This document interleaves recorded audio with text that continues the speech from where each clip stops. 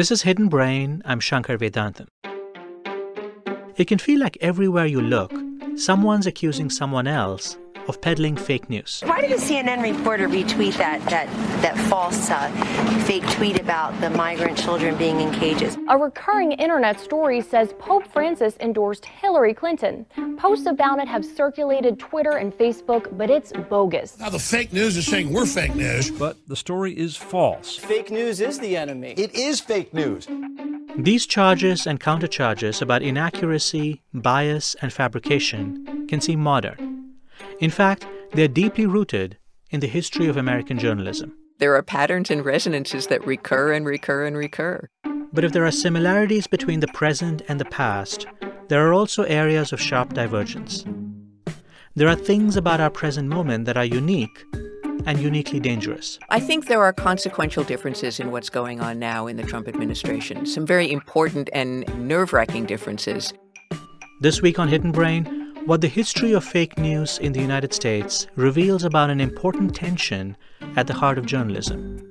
Should reporters think about their readers and listeners as consumers or as citizens? Should the media give people what they want or what they need? Support for this podcast and the following message come from Showtime and the acclaimed drama series The Affair, starring Dominic West, Ruth Wilson, Maura Tierney, and Joshua Jackson. The Affair returns this summer. Don't miss a new episode of The Affair every Sunday, only on Showtime. Andy Tucker is a professor at Columbia University, and she studies the history of what we now call fake news. Andy, welcome to Hidden Brain. Thanks for having me. I want to start with a story from your book, Froth and Scum. You describe a crime that took place one Sunday morning in 1836. What was the crime and how did it first come to light? Early that morning, a young woman who lived at a house of prostitution in New York City was found hacked to death in her bed, and her body was set on fire. It was a sensational crime, as it would be in any era, but it became particularly frenzied and important because there was a new kind of newspaper in the city. And suddenly there was competition to cover a sensational story more sensationally than the next guy. It became what I think is one of the first media circuses in U.S. history to figure out who was the guilty party, who killed her and why. So police arrest a guy, put him on trial, but very quickly this new kind of newspaper, which is the penny press, springs into action. Editors serve up all the lurid details of the case, including several unverified claims, and insist that they're acting in the public good. The public good was a really important part of how the new newspapers were covering this. They said, we're doing something really different. Newspapers before that had been generally very partisan. They were funded by political parties. They were operated by political party functionaries. They were an accepted part of the political system. The new penny press did something different. They said, we're just giving information to people who want information. We are not connected anywhere. We're free. We're independent. We can tell you anything. We're not bound by any political ties. So you have the right to know what's going on, and we're the ones who are going to tell you. We're doing it for the public good. How did they go about covering the story? Oh, it was quite a circus. There was no such thing as a reporter at that time. The political newspapers had an editor who kind of thought and wrote. Then the penny press had to invent the idea of the reporter, the person who went around doing shoe leather observation and investigation, poking around, asking questions, trying to get into the crime scene. All of this was brand new. Some people were horrified that these nosy little people were buzzing around being, asking embarrassing questions and talking to people who were much higher than them in station. But a lot of readers thought this was just great. This was news that finally was catering to them. This was ordinary middle-class, working-class people who were not terribly interested in all of the Washington scandals and imbroglios, and this was what they wanted to know. Bringing people what they wanted. Newspapers began to treat their audiences like consumers. They began to ask what their audiences might want to read and to shape their stories to cater to those demands. This sometimes meant a blatant disregard for the truth. The Herald wanted a more respectable readership. The Herald wanted middle-class people. So the Herald decided that the nice middle-class young man who had been accused of the crime was actually innocent. He was a poor lamb who was being framed by evil and designing madams and police officers. The Sun was a newspaper much more closely tied to the working class. They wanted to give a story that was more appealing to the working class, which was this poor woman on the fringe of society is being abused and exploited by rich and powerful people. So they both looked at the same crime and had entirely different interpretations based on what they thought their readers would prefer to hear.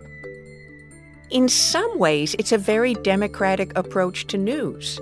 It's telling these readers, you can make up your own minds. You can look at the case and you can figure out what you believe based on your own intuition and your own intelligence. You don't need smart elites to tell you this. So even though each newspaper kind of fudged and shaded the truth, they did it on the understanding that readers would choose one or the other.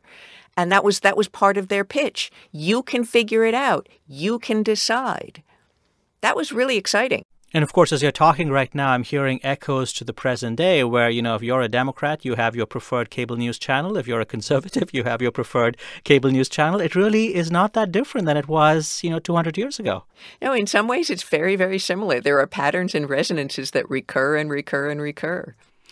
One of the things that your book and other essays and writing reveal is that at times of great conflict that allows people to sort of look at the same facts and reach very different conclusions about them.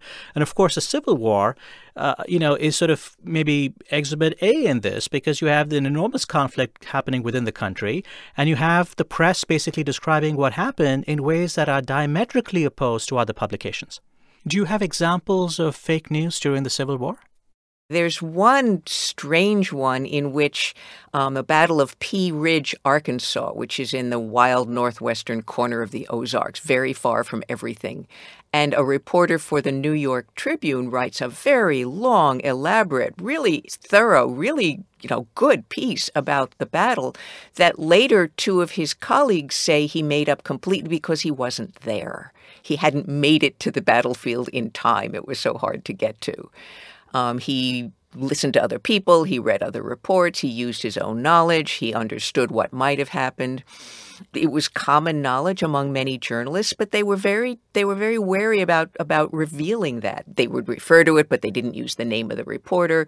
They were trying to protect their own guy rather than worrying about whether this was truthful and whether audiences might be misled.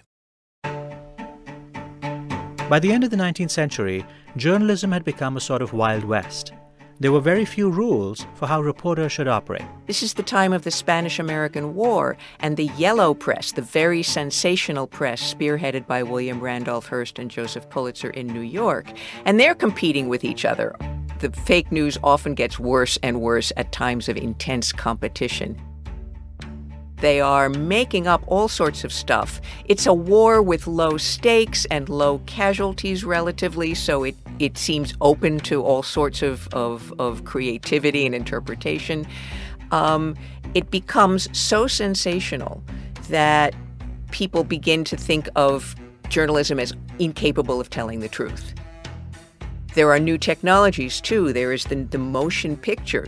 Edison's film crews go down to Cuba in order to film, they say, to film what's going on. Turns out these new motion picture cameras are not very good. They're really clumsy. They don't take pictures well. So instead, what happens is Edison runs a lot of these little newsreels, actualities of what's going on in Cuba, but he actually stages them in the mountains of West Orange in New Jersey. So there's a lot going on that's really bad and a growing understanding that journalism is at a crisis point, that nobody believes it. So there are many forms of fake news that we can laugh about, but it's also clear that many journalism outlets have used fake news and accusations of fake news to push really disturbing agendas. You mentioned how the Atlanta Constitution had reported on lynchings, specifically the work of I.D.B. Wells. Yes, in 1894, the Atlanta Constitution had a headline in which it dismissed as fake news reporting by Ida B. Wells on a particularly gruesome lynching that involved African-American women and children. And Ida Wells was a crusading journalist who was exposing fearlessly the epidemic of lynching in the South. And the Atlanta Constitution, which was a very important, influential paper for the white South, was refusing to acknowledge this. And by using the term fake, dismissed her claims and made it very difficult to discuss the issue in public. So at a certain point in American journalism, the virtues or the ideals of objectivity, neutrality, accuracy, these come to be seen as cardinal rules for the press. When did this happen and what prompted it? That began at the very end of the 19th century, the very beginning of the 20th century, when objectivity and impartiality started to become news values. One of the key players here is the New York Times, which has just been bought by Adolph Oakes in 1896. And he decides he's going to make the New York Times a paper of record. He's going to make it the final arbiter in matters of fact. It's going to be trustworthy, and it's going to be decent. One of its mottos, of course, all the news that's fit to print, but another of its mottos was, it will not soil the breakfast cloth. So he was making a real point of being decent and honorable, which went along with being more accurate. So all of these different qualities are combining so that by the early 20th century, the idea of objectivity, neutrality, impartiality, those ideas are becoming more conventional in certain kinds of newspapers. The yellow press continues to be yellow, and people love that too. But the interesting thing, of course, is that even as there are these new norms of fairness and objectivity, accuracy, the norm that basically publishing fake or fabricated news is wrong, this does not do away with the problem of fake news. In some ways, you could argue maybe it even exacerbates the problem. When you think about in more recent times, the New York Times publishing reports citing unnamed sources that Iraq had weapons of mass destruction, you can't dismiss the New York Times as the penny press or the yellow press. This becomes part of the drumbeat that actually leads to war. It's really complicated. Once a newspaper announces that it is going to be truthful, neutral, objective, once it announces it's going to be accountable, then it's faced with the real question, what happens if we get it wrong? How do you make up for that? Do you undermine your own credibility by acknowledging you made a mistake? Or do you undermine your own credibility by ignoring the fact that you made a mistake? So the fall of an authority, I think the sound that the authority makes when he smacks into the forest floor is much louder than the fall of a newspaper that has never been particularly known for accuracy. You're at Columbia University's journalism school, and your school was called in to investigate a prominent story in Rolling Stone magazine. I want you to listen to this clip describing the results of the Columbia University study in Fox News. This is being called a journalistic failure. Columbia University releasing its review of the discredited Rolling Stone article on an alleged gang rape at a University of Virginia fraternity house. So in some ways, Andy, this feels like an echo of the 19th century where different publications were trading charges of fake news. Fox News is often accused of peddling fake news by the rest of the mainstream media. And here you have Fox News voicing outrage about fake news in another outlet. History repeating itself, right? Fake news can be used as an accusation. The term fake news has become almost meaningless because it can be flung in all sorts of contexts, like this one, like a very contentious and controversial news organization claiming that another news organization is fake. Fake news can mean anything you want it to mean. It can mean news that is honestly mistaken. It can mean news that is something I don't agree with. It can mean news that says something rude about somebody I support. Using fake news in any kind of debate has become almost ridiculous because it's talking past each other. But it seems to be an inevitable part of any kind of disagreement, of any kind of complaint about the press today. When we come back, we'll take a closer look at the surprising idealism that often leads to fake news. Stay with us.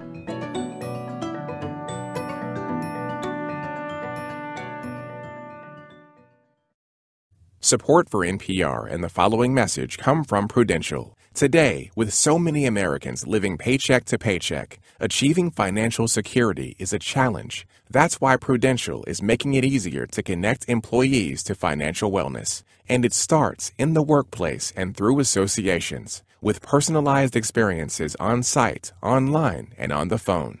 Learn more about the ways Prudential is bringing financial wellness to work at prudential.com/wellness at work. Support for this podcast comes from the Annie E. Casey Foundation. This is Hidden Brain. I'm Shankar Vedantam. I'm talking this episode with Andy Tucker, who studies history and journalism at Columbia University.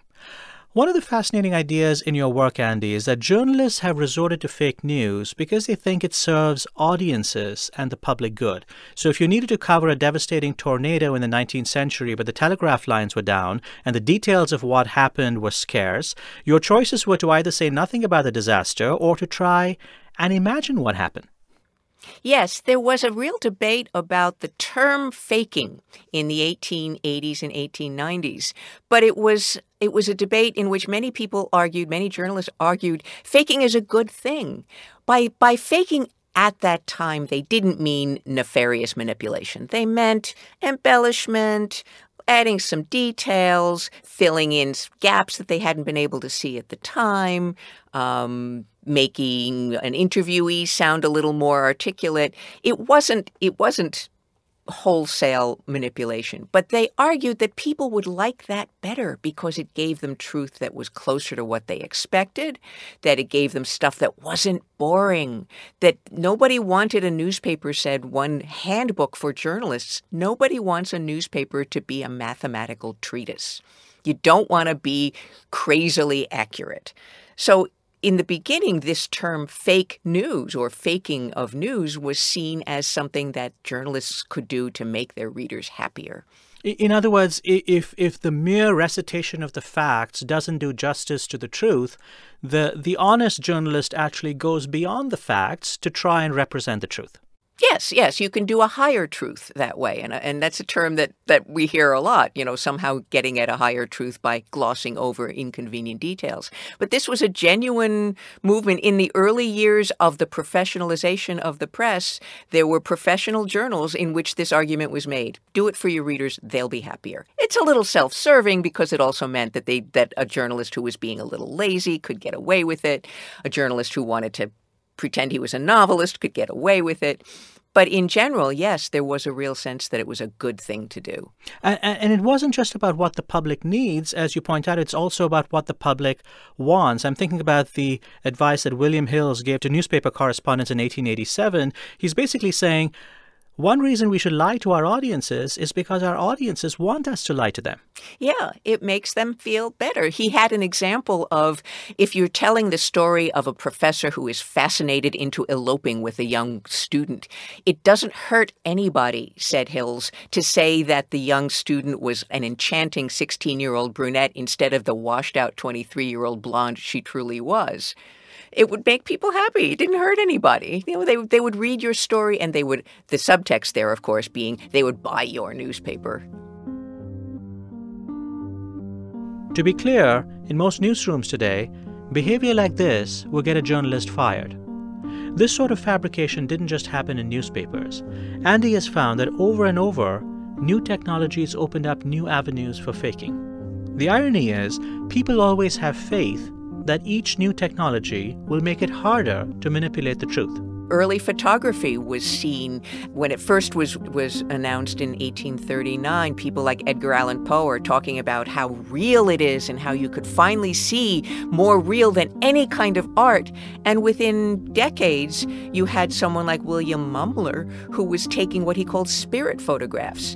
He would take a portrait of a person and go off and do things in the darkroom and bring it back, and hovering over the shoulder of the person in the photograph would be the indistinct outline of someone he said was a spirit of a lost loved one. I don't know how, he said, but my camera can just, can pick up these spirits, these ghosts, and they show up in the picture. And people loved that.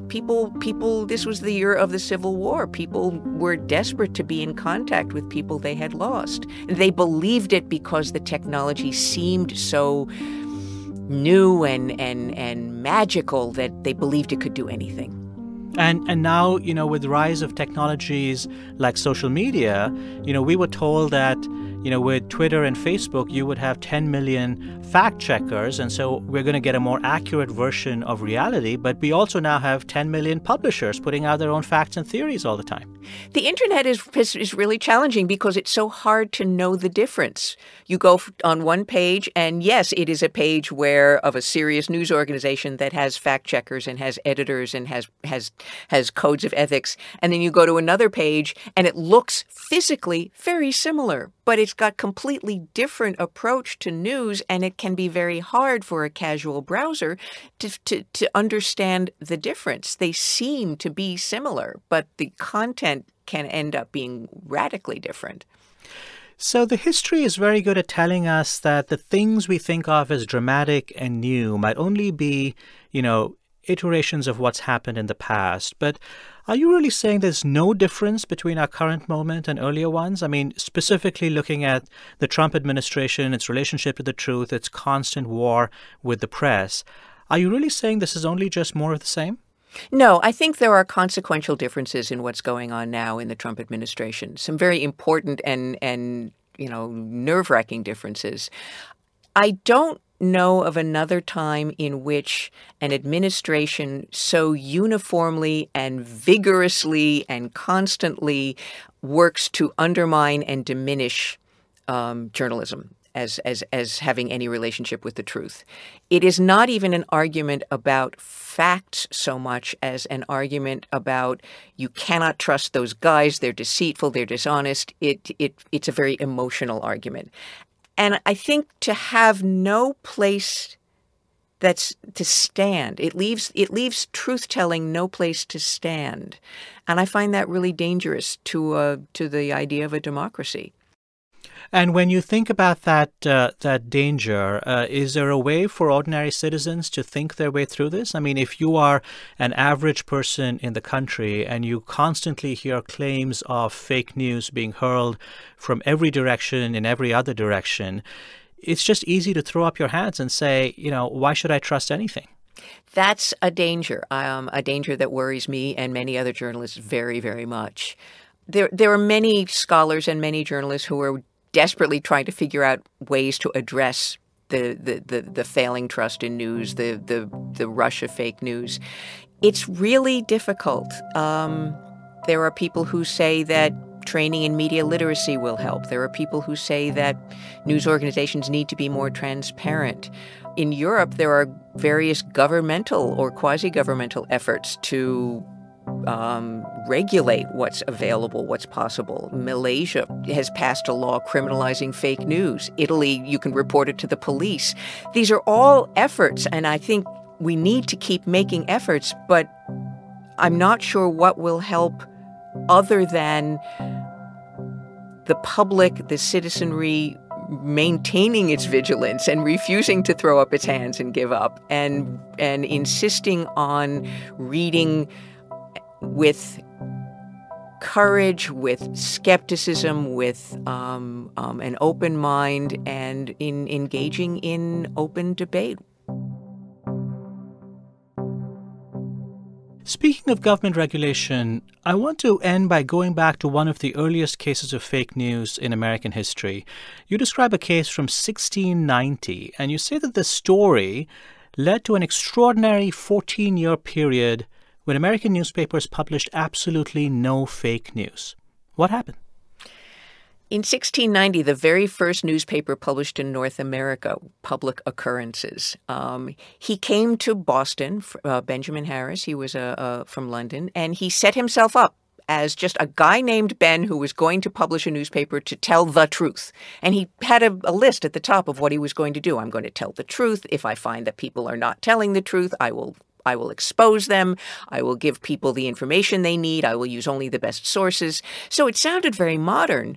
He then published a piece that claimed that the King of France, Louis XIV, was sleeping with his daughter-in-law, which could have been a mistake, but I think it was fake news in a very modern sense, intended to undermine the king because of the religious tensions at the time. The king was a fervent Catholic. Harris was not. Harris was a Protestant. I think he published that news knowing it was not true because the king didn't have a daughter-in-law, and did it in order to undermine the king. He was shut down. He was shut down immediately because this was seen as something impossible for an ordinary person to do, to be so critical, saying whatever he wanted. And then for the next 14 years, there was no fake news published in America because for the next 14 years, there were no newspapers published in America. Andy Tucker is a professor at Columbia University. She's the author of Froth and Scum and a forthcoming book on fake news. Its working title is Misinformed. Andy, thanks for joining me today on Hidden Brain. Thank you very much. This week's show was produced by Raina Cohen and edited by Tara Boyle. Our team includes Jenny Schmidt, Parth Shah, Thomas Liu, Laura Querelle, and Aditi Bandlamudi. Our unsung hero this week is Jerry Holmes. Jerry's the deputy managing editor of NPR News. In an era where the demands and pressures of journalism can feel really intense, Jerry's the type of editor you want to have by your side. He's always calm, he's always thoughtful, and he manages the many tensions of a modern newsroom with a skilled hand. Thank you, Jerry.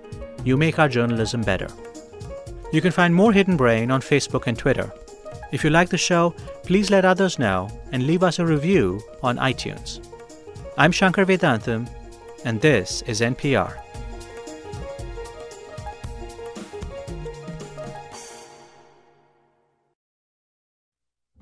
You got 1 week to fix a country's failing preschools. Go.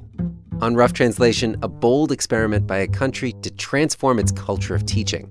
And it works. Until the very people that most want these schools to succeed start getting in the way.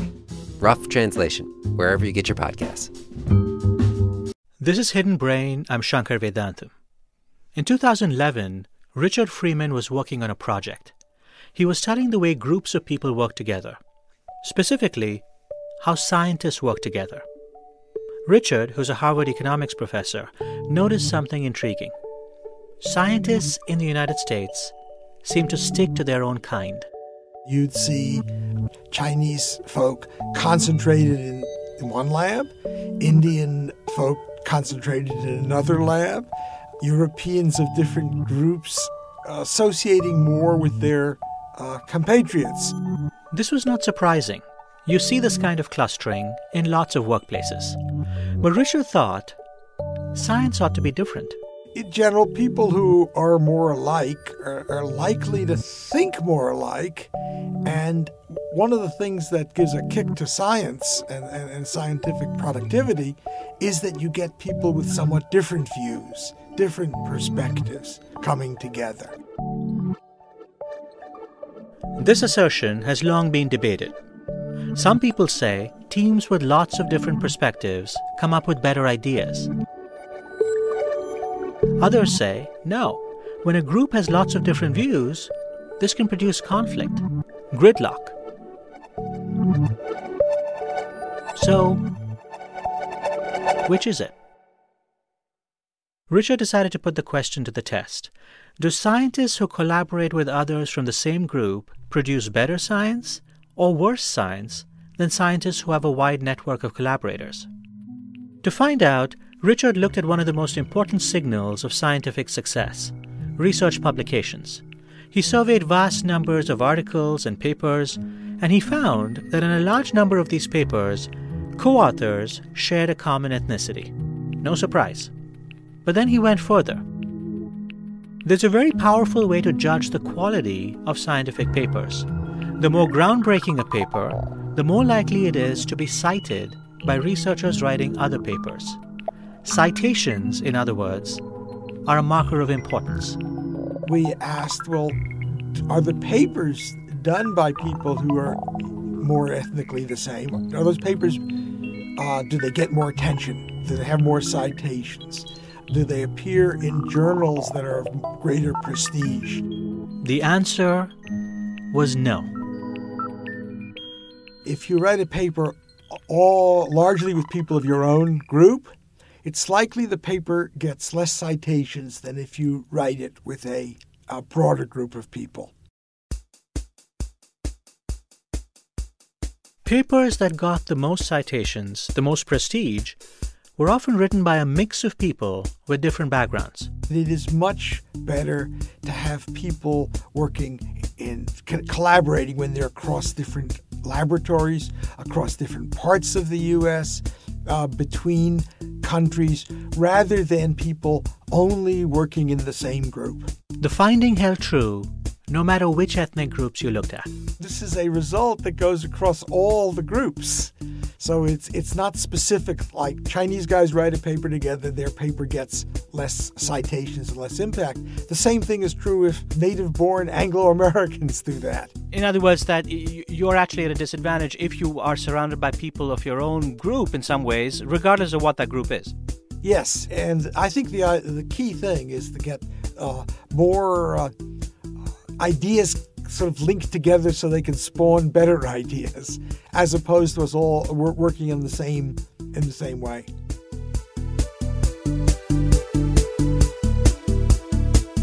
We're going to explore a single idea today that builds upon Richard's finding in science. We'll look at this idea's applications in the arts, in fashion, and in business. It's about the strange connection between the kind of ideas we dream up and the kind of people who surround us. Diversity and creativity, this week on Hidden Brain. Support for this podcast and the following message come from Honest Tea, celebrating 20 years of delicious and organic tea. Real brewed, using fair trade certified leaves and sugar to create great tasting tea that's just a tad sweet. Learn more at honesttea.com/podcast. In the far northwest of Spain is a place of farms and forests and ocean. Galicia. It's a region of rugged coastlines, hearty stews, and the Galician bagpipe.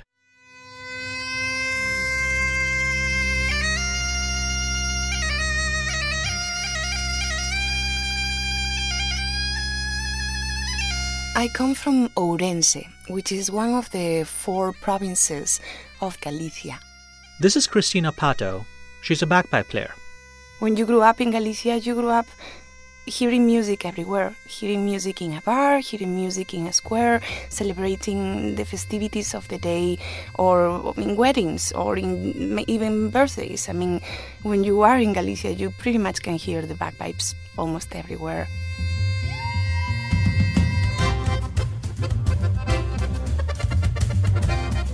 Christina's been playing the bagpipes since she was a child.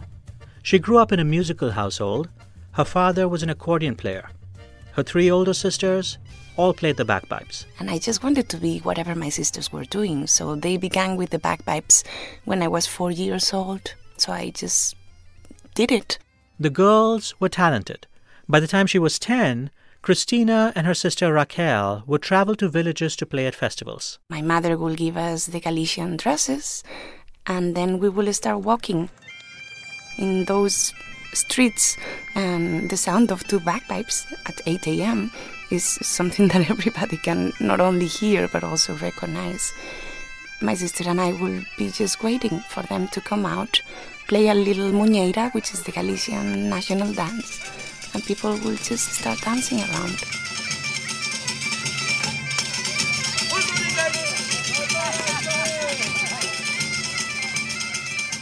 As she grew older, Cristina began to experiment with her bagpipes. She started to play music that wasn't embedded in the folkloric tradition. She started touring with bands. At 18, she released her first solo album.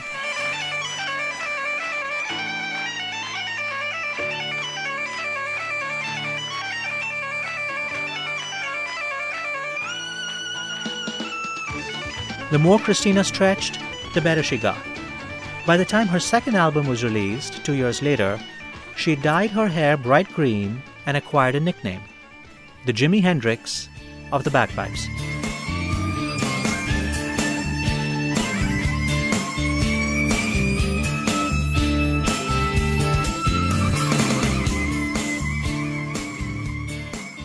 For some traditionalists, Cristina was stepping over a line. In Galicia, the bagpipes remained deeply embedded in tradition. But improvisation came naturally to her. She needed to make her own kind of music. I was trying to just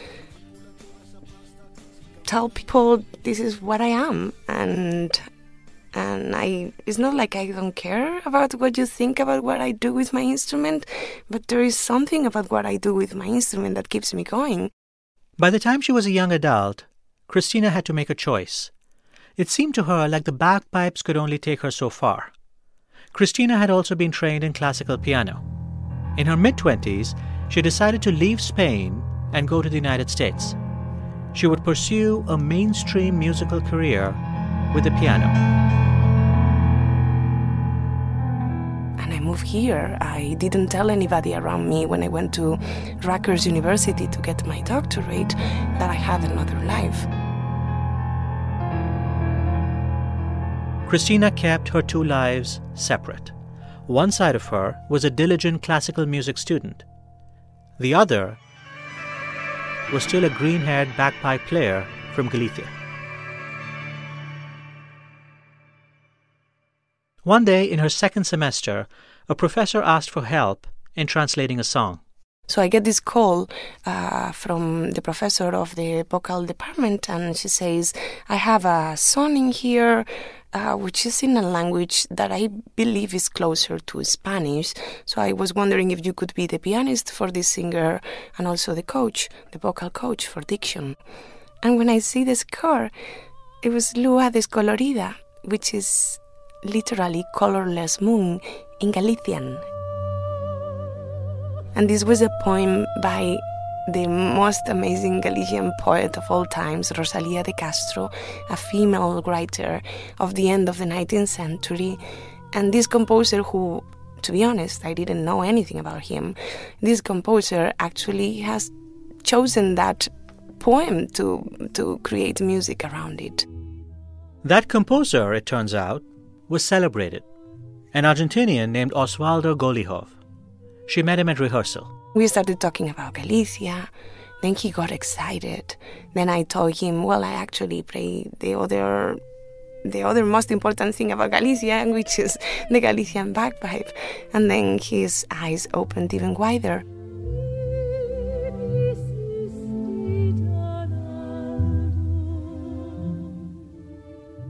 Fast forward 6 months. Cristina got a call. It was Osvaldo. He says, why don't you and your husband come to Lenox, Massachusetts? I'm here with some friends. Bring your bagpipe and just come and have fun with us. So they did. We arrived in Tanglewood, actually. That's where they were meeting. We see Osvaldo, we started talking, and he says, well, tonight we are having like a gathering in the place where we are staying in Lenox. And I was hoping for you just to show them your instrument, talk a little bit about your tradition, your music, what you do, and I'm sure they will love it. So there I was, like playing my instrument with a bunch of strangers that the only bell song I could recognize physically, it was Yo-Yo. Yo-Yo? Yo-Yo Ma, the cellist. The most renowned and famous cellist in the world. What Cristina didn't realize was that she'd stumbled into a room filled with master musicians from around the world. They were part of a group created by Yo-Yo Ma. It's a collective known as the Silk Road Ensemble, and it brings together musicians from different cultures and different traditions. I kind of was lucky that night I didn't even know who I was playing for, because if I did, probably would not have felt so free in the idea of what are these people, what am I doing in front of all of them. I began playing, they started asking questions, I got excited, then I asked them to join and play, and then we ended up that evening all dancing a Galician muñeira that I coached them how to dance. And that moment really changed my life in every possible direction.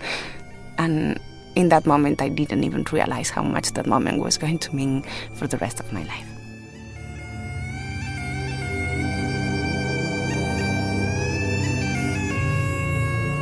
It was a turning point. Cristina joined the Silk Road Ensemble. She embraced the vision for the collective, a vision that began with a simple question. What could happen when strangers meet? What could happen when strangers meet? This is the question Yo-Yo Ma had asked. What could musicians from many different cultures create when they come together? It turns out something extraordinarily beautiful.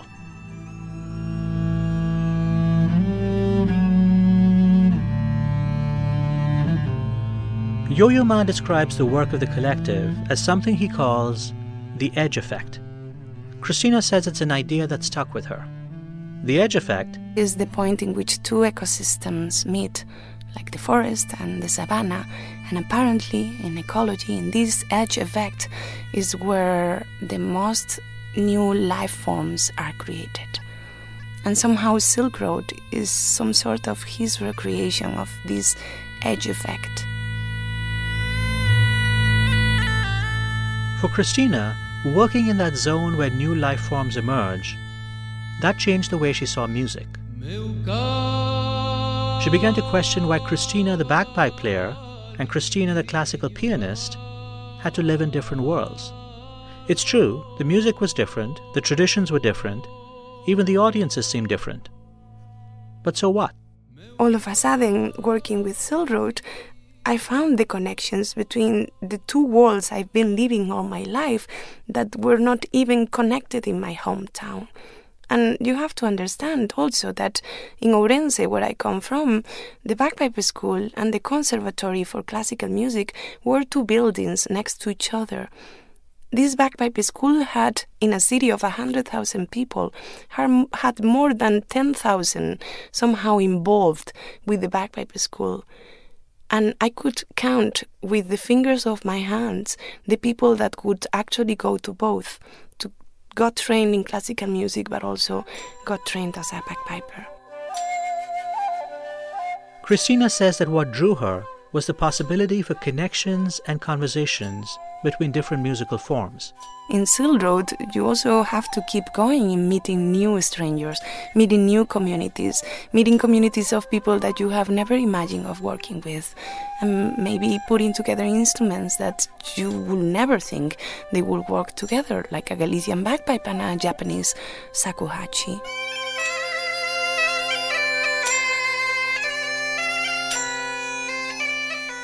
Somehow to me, Silk Road is the metaphor of the 21st century society, or at least to the wish I have for the 21st century society.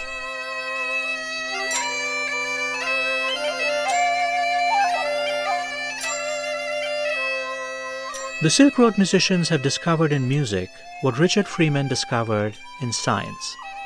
The interesting stuff happens when people from different groups come together, work together, collide.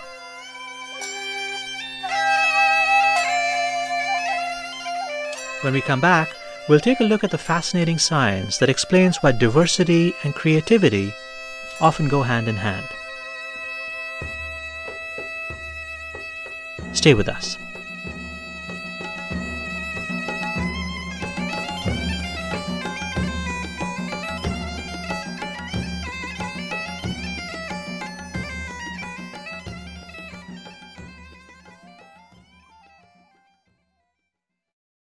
Support for NPR comes from Zoom Video Communications. Video conferencing has changed the way we do business. Meet happy anytime, anywhere with Zoom, connecting team members across the globe. Imagine seeing 25 people on the screen at once in digital video. Share anything, a file, a video, a photo, via desktop, laptop, tablet, or mobile. Visit Zoom.us to set up your free account today and meet happy with Zoom Video Communications. Zoom.us. Support also comes from Uber. Uber is focused on improving the ride-sharing experience. They're building new features to take the stress out of your pickup. They've made it easier for you to verify the details of your ride, showing your driver's name, car, and license so you can make sure to take the right ride every time. Uber's listening to feedback so they can get better every trip. To learn more about how Uber is moving forward, go to uber.com/movingforward.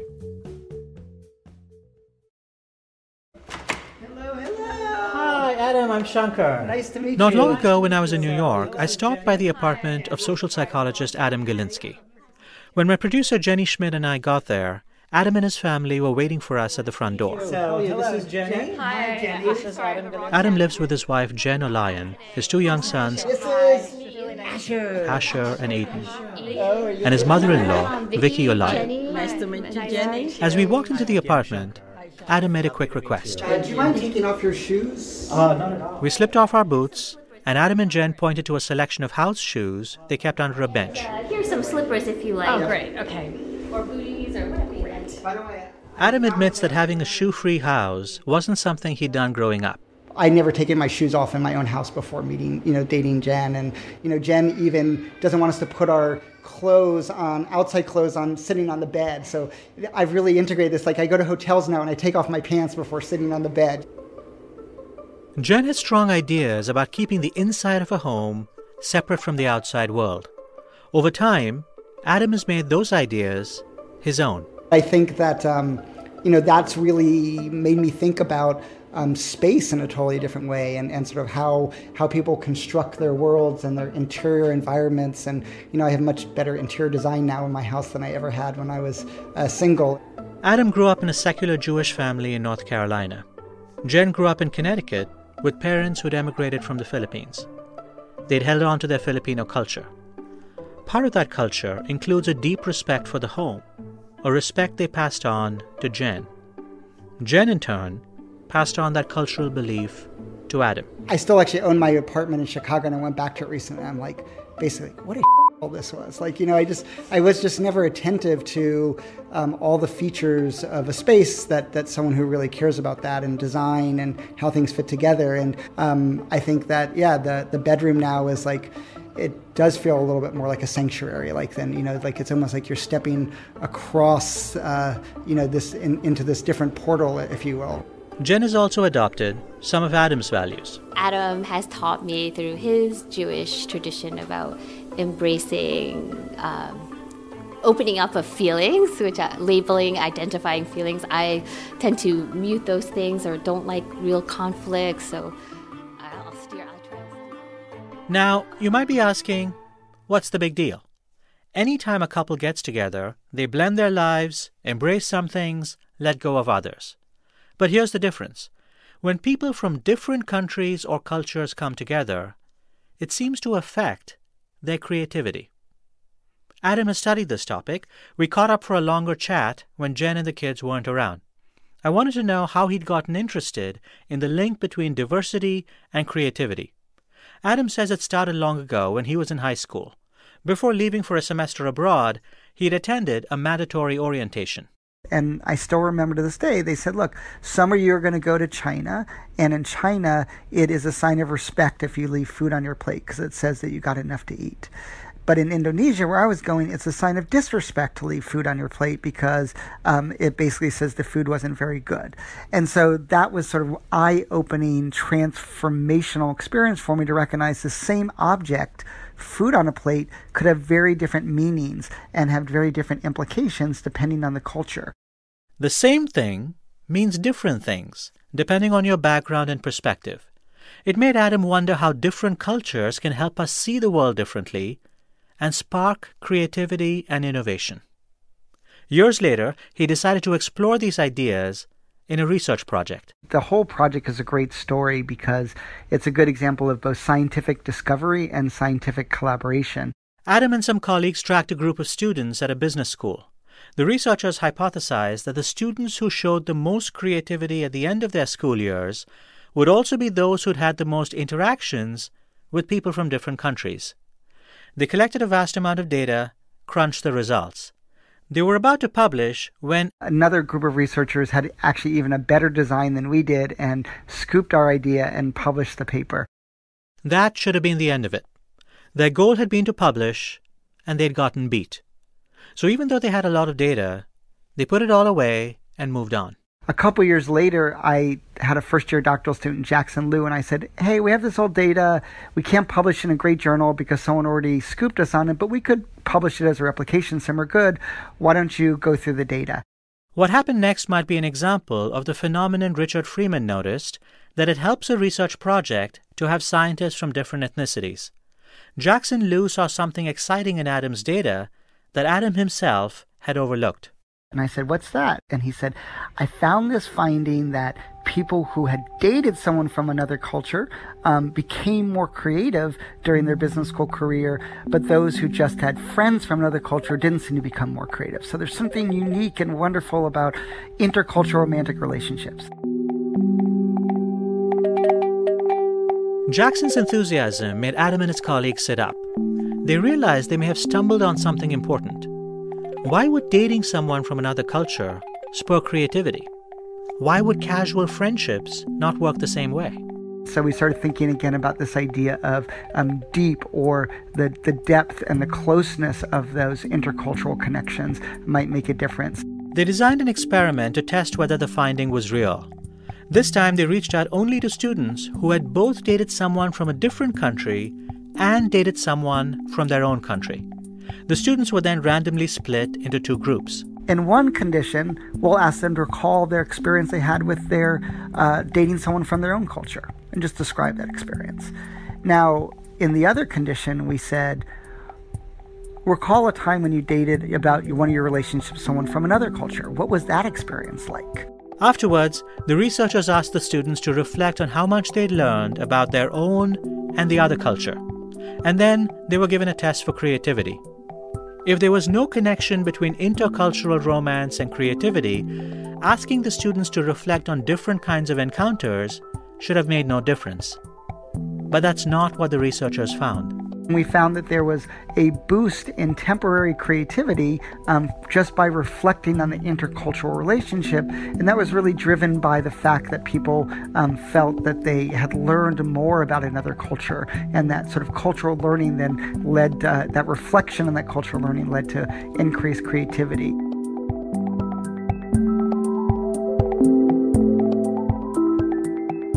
Psychology research out of Tufts University has found something similar. When you introduce racial diversity into a group, all the people in the group begin to broaden the scope of their thinking and to explore more options. Now, creativity can be difficult to measure, but scientists have devised ways of doing it. Typically, they analyze what they call divergent thinking and convergent thinking. And convergent creativity tasks are ones in which there's a single right answer. And one of the most famous examples of a single right answer that we didn't actually use in this particular project, but have used in many of our other studies, is the Dunker candle problem. And the Dunker candle problem, you ask people to, you give them a candle, a box of tacks, and a book of matches. And you tell them, affix the candle to a wall in such a way that the candle, when lit, doesn't drip wax onto the wall, table, or floor. Adam says that when he tried this with a group of smart undergrads at Princeton, only a small percentage of the students solved the problem within 15 minutes. The reason is that the test requires you to think about familiar objects in a new way. A box of tacks can be a repository for tacks, but can also be a stand. And the solution is you dump out all the tacks out of the box, you tack the box to the wall, and then you put the candle inside. Divergent tasks don't ask for a single right answer. They require you to produce lots of different ideas.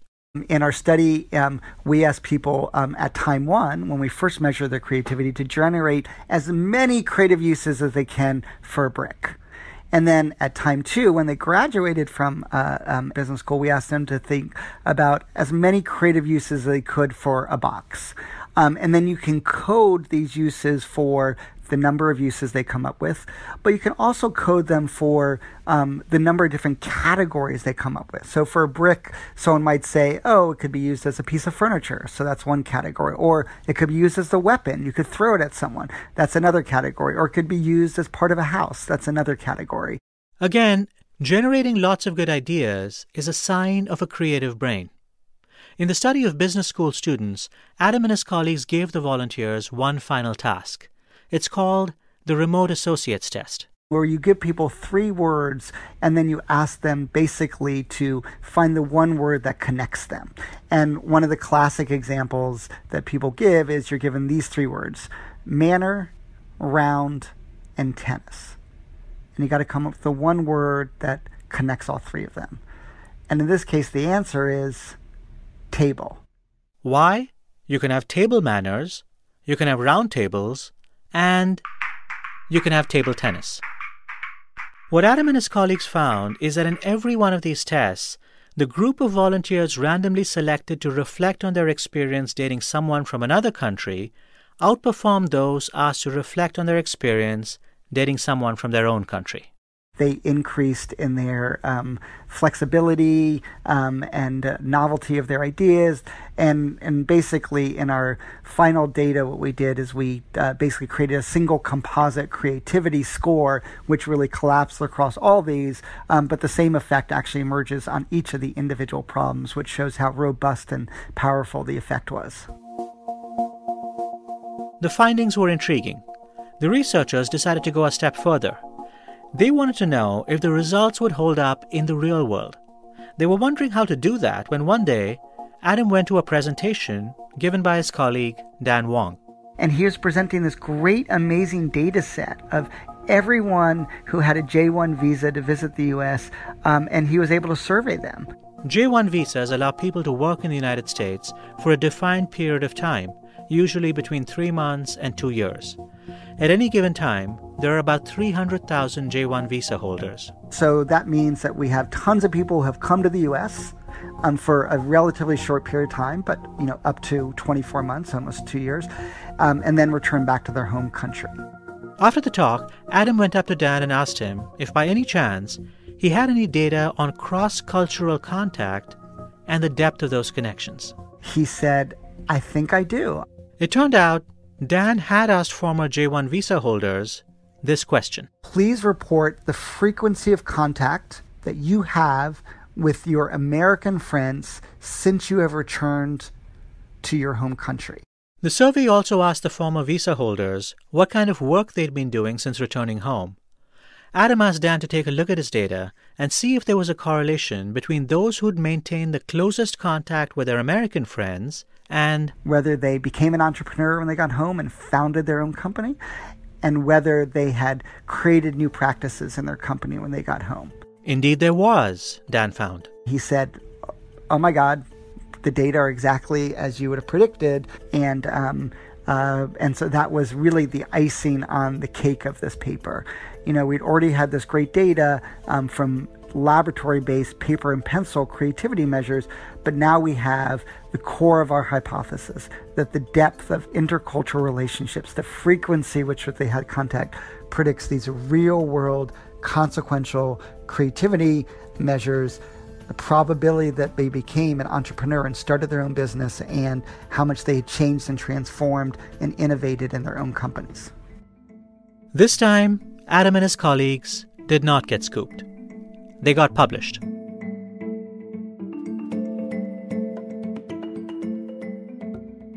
To be sure, there are limitations in all the examples we've discussed.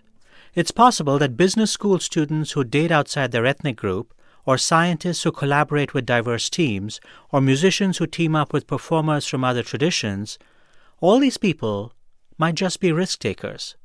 In other words, it's not the dating that makes you more creative, it's just having an open outlook in life. But Adam says, if these are only correlations, there sure seem to be a lot of them.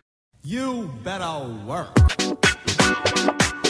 In one of his favorite projects, he looked at fashion lines presented by major fashion houses over 21 seasons. Milan, Paris, London, and New York. He found that there appeared to be a connection between creativity and the time that fashion creators had spent immersed in a different culture.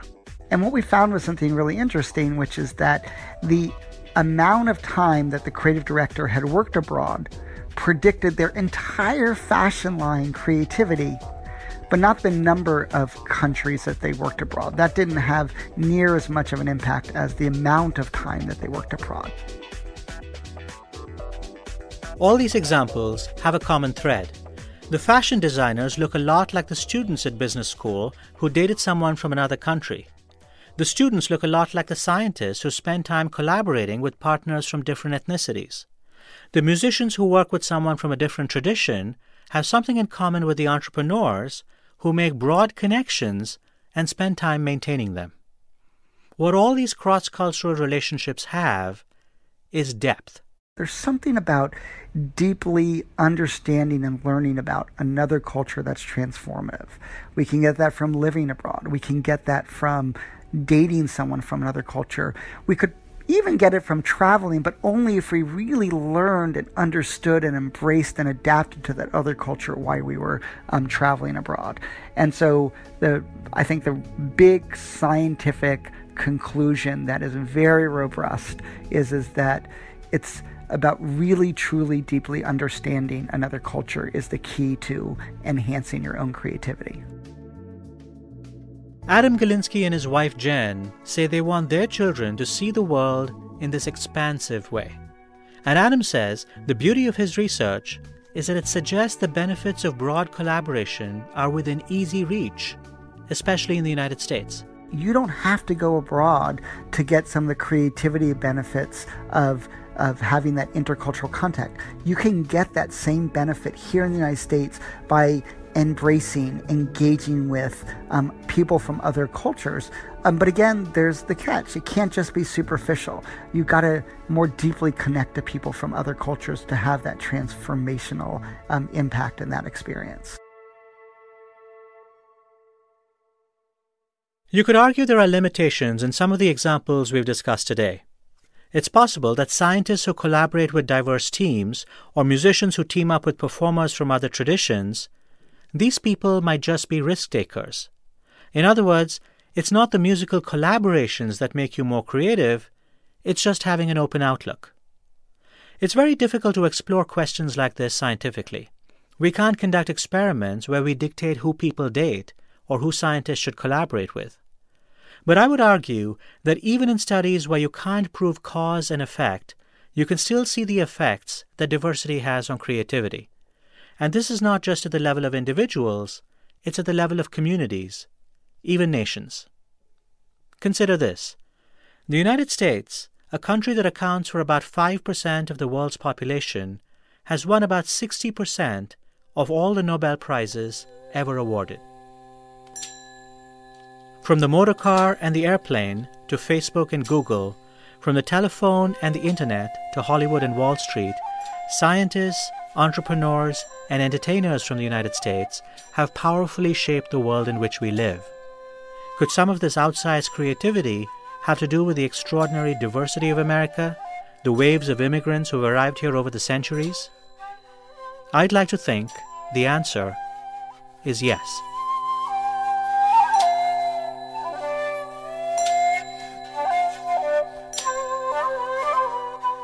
Today's episode was produced by Jenny Schmidt and Parth Shah and edited by Tara Boyle. Our team includes Raina Cohen, Thomas Liu, Laura Querelle, and Aditi Banlamudi.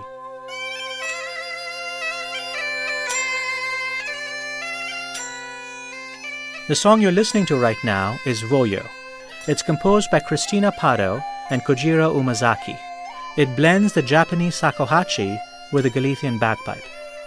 Thanks to the team at WNYC's Soundcheck for sharing this recording with us.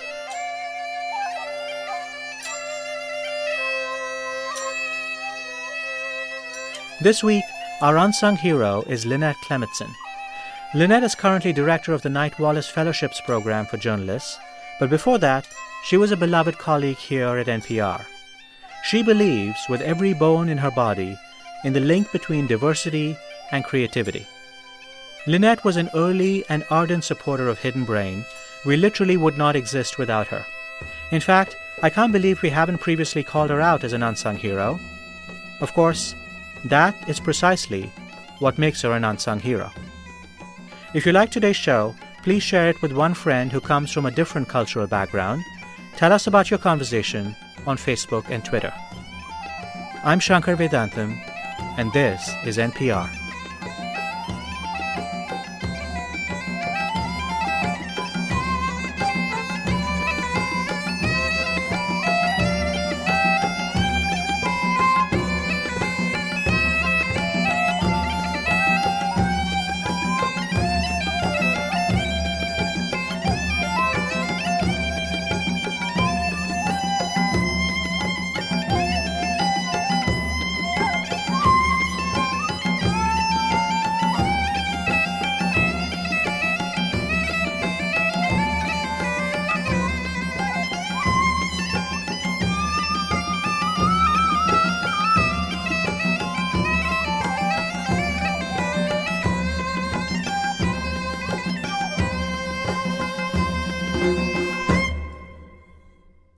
Hey, Asma. Hey, Scott. Another crazy week. We've got North Korea. Yep, we got Russia. Midterms. And, of course, President Trump. And what happens whenever there is crazy news that erupts? We pop into the studio and break it down to make sense. So if you see a headline, we've discussed it. It's the NPR Politics Podcast. This is Hidden Brain. I'm Shankar Vedantam. Many of us like to think that we're not affected by peer pressure. Come on. What's your problem? Ugh, great. We believe we're independent thinkers, that our choices are our own, that our values and preferences are inherent to our personalities, not the whims or wishes of others. It turns out, reality is a bit more complicated. Everywhere in life, at work, at school, in a big stadium with thousands of other people, at home in the privacy of our own bedrooms, it turns out our behavior is shaped by the judgment, norms, and actions of other people. Sometimes we can feel these influences, but more often than not, they're so subtle, we don't even notice their existence. Today, we bring you a favorite episode from 2016 that looks more closely at how these forces act on us. Support for Hidden Brain and the following message come from Alarm.com. Every day, millions of people trust Alarm.com's smart security technology to make their homes and businesses smarter, safer, and more efficient. Find out more at alarm.com/brain. Jonah Berger is a marketing professor at the University of Pennsylvania. He's the author of the book Invisible Influence: The Hidden Forces That Shape Behavior. Jonah, welcome to Hidden Brain. Thanks so much for having me. Companies often pay celebrities to hawk their merchandise, so I often see athletes wearing clothes with the Nike swoosh.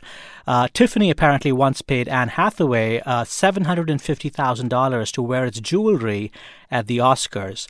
But a few years ago, you tell the story of how Abercrombie & Fitch made an unusual offer to the stars of Jersey Shore.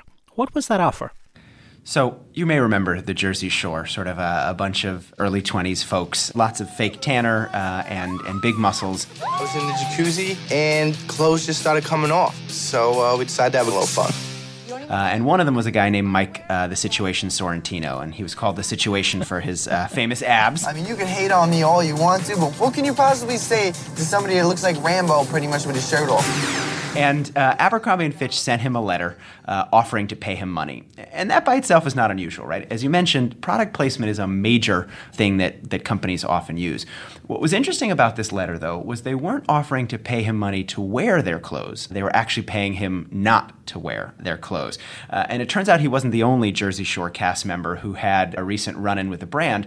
Another cast member, Snooki, she was the short one you may remember, who's been termed as looking like a parking cone because she wore so much orange fake tanner.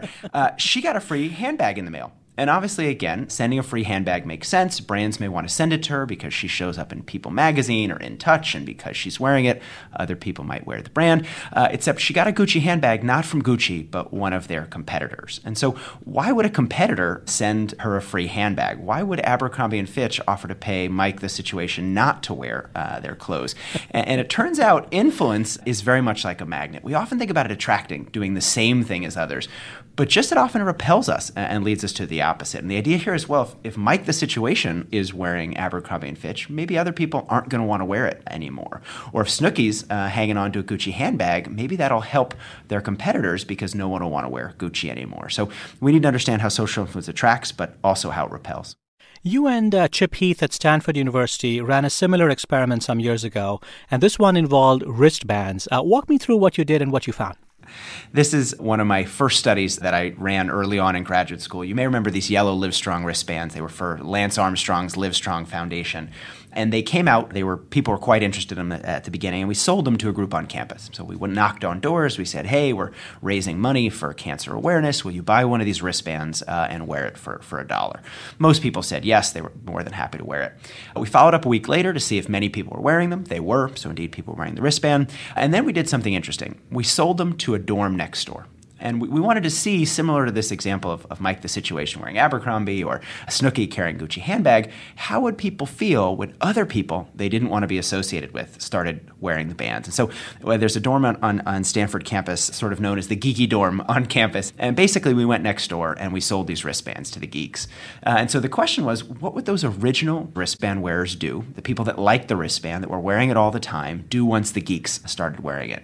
And sure enough, as soon as the geeks started wearing it, about a third of the people in that initial group stopped wearing it. And they stopped because they didn't want to be associated with the geeks, right? Once those geeky folks were doing it, they didn't want to do it anymore. So what you're really saying is that one really effective way to get people to buy your brand or buy your product is make sure that the people they despise are buying other brands? Is that what you're saying?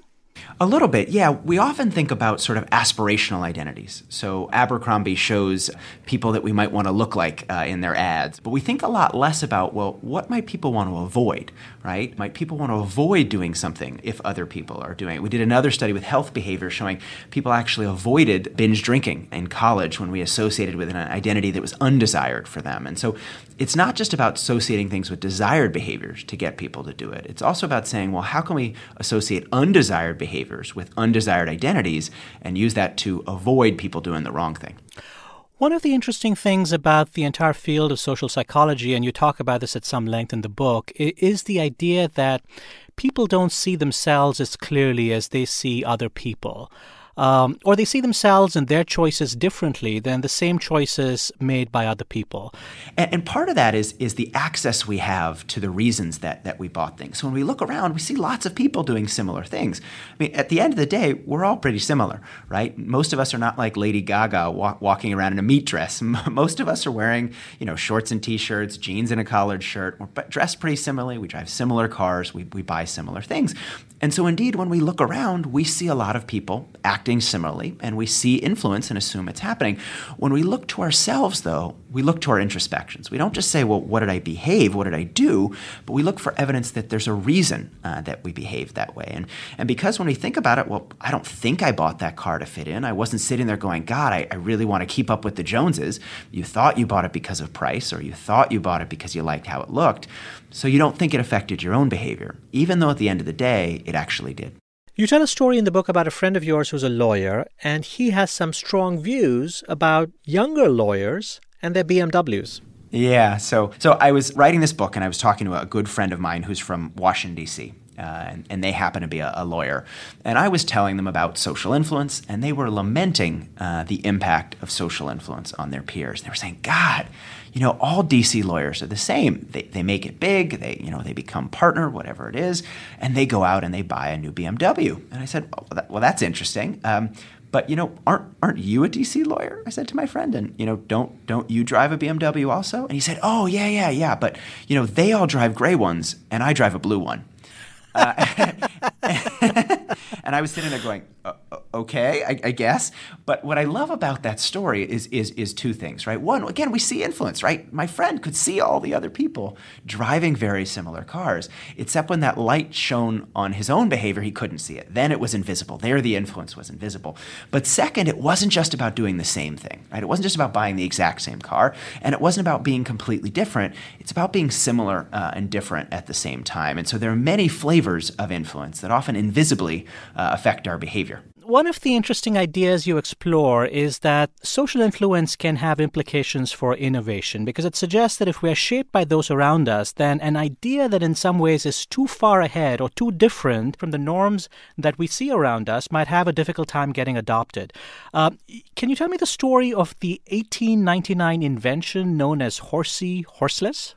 This was an amazing story that I came across while doing research for the book. And it turns out that when automobiles came out, it's hard to remember that in today's day and age when we see automobiles all the time, but when they first came out, they were very scary. People had never seen a non-horse-driven carriage. Imagine this thing sort of almost like a ghost rolling down the street by itself. No horse pulling it, no person pulling it. People in rural areas called it the devil's work and, banned it from town. And so people were trying to figure out, well, how do we get this thing adopted? It obviously saved costs in a certain way. There was a huge amount of manure on the street. So, getting rid of horses was good in some ways. They could travel further. How could they get people to adopt this new innovation? And what's interesting is the challenge wasn't a functional one. It wasn't that the product didn't work. It was a psychological one. The product was fine, but they had to overcome it feeling too different. And indeed, it's a little bit like Goldilocks and the Three Bears, if you think about it, right? One end is too different. If something's too different, it's scary. We don't want to adopt it. It's too far away. If at the same time something exactly the same as what people are doing, people don't want to adopt it, right? Why do I need to change my behavior for something that's exactly the same? But in the middle is just right, is what might be called optimally distinct, if you will. And so going back to the automobile, this inventor came up with a really interesting idea to solve this problem. And he had come up with many innovations, including a desk for students and a sort of a leg cast to help people to recover after injuries. He said, God, if the problem's psychological, I have an idea. So he came out with this innovation called the horsey horseless, which is essentially taking a fake horse head and putting it on the front of an automobile. And you look at this thing and you say, why would a fake horse head be anywhere near useful in helping people adopt an automobile? But what it did is it made the different feel more familiar, made it feel more similar, right? It was just a fake horse head, but it made it look like these vehicles that people were used to already. It made horses feel more comfortable when this thing pulled up next to them at the stop sign or the stoplight of the day, if it were. It made people feel more familiar with the difference. And so this idea of optimal distinctness is really important. Not so different. If it's so different, people are scared. They don't want to adopt it. It's scary. It's new. It's, why do I want to do this thing? Same if it's too similar. But in the middle, and it's just right. In the middle, it's optimally distinct and much more likely to catch on. So as I was reading this section of the book, I started thinking immediately about driverless cars and the concerns and trepidations that many people have about cars that seem to drive themselves. I mean, talk about, a ghost in the machine.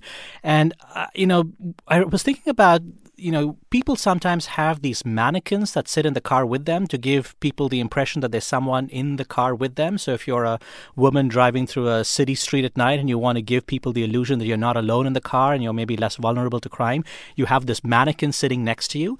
And I realized what we should do is take the mannequin and put the mannequin in the driver's seat. And if you did that, that's essentially going to be our version of horsey horseless. It's almost like a taxi driver, except it's a mannequin. I love that idea. You should write to Google and Uber and suggest it. I think, but again, right, you're thinking really correctly about it. It's not, a driverless car doesn't have to look like a car, right? I mean, if all it's doing is getting us from point A to point B, why does it have to look like a car? Why does it have to have a steering wheel? Any of these things. But part of it is not just the function, it's the psychology. Does it feel safe? And having someone, even if it's a mannequin, sitting in the driver's seat might make us feel more comfortable.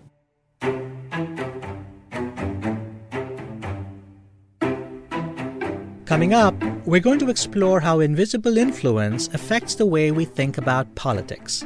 So the simple idea here is it's often party over policy. Even the same policy, even the same actual thing, we interpret that thing based on who's supporting it. Stay with us.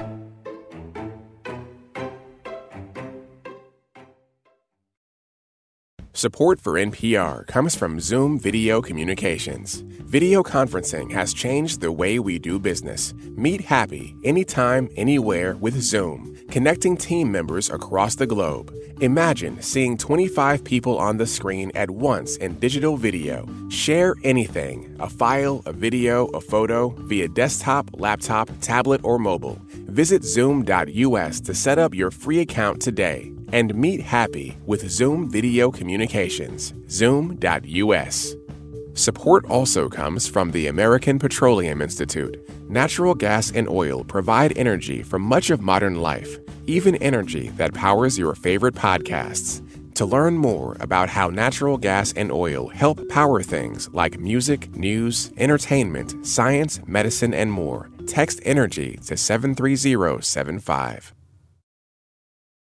This is Hidden Brain. I'm Shankar Vedantam. We're talking today with the University of Pennsylvania's Jonah Berger. Most of us believe we come to our political views after careful thought and consideration. But there's been a lot of recent social science research that shows that our views are heavily shaped by social context. Even when it comes to our understanding of the facts, we're biased by the thoughts and opinions of those around us. I asked Jonah Berger if this was part of the world of invisible influence. A colleague of mine did a great study a few years ago looking at exactly this. So he gave both liberals and conservatives a number of different policy propositions. So one was about helping disadvantaged people, one was about taxes, a bunch of different policies. And he told them that those policies were either supported by Democrats or Republicans.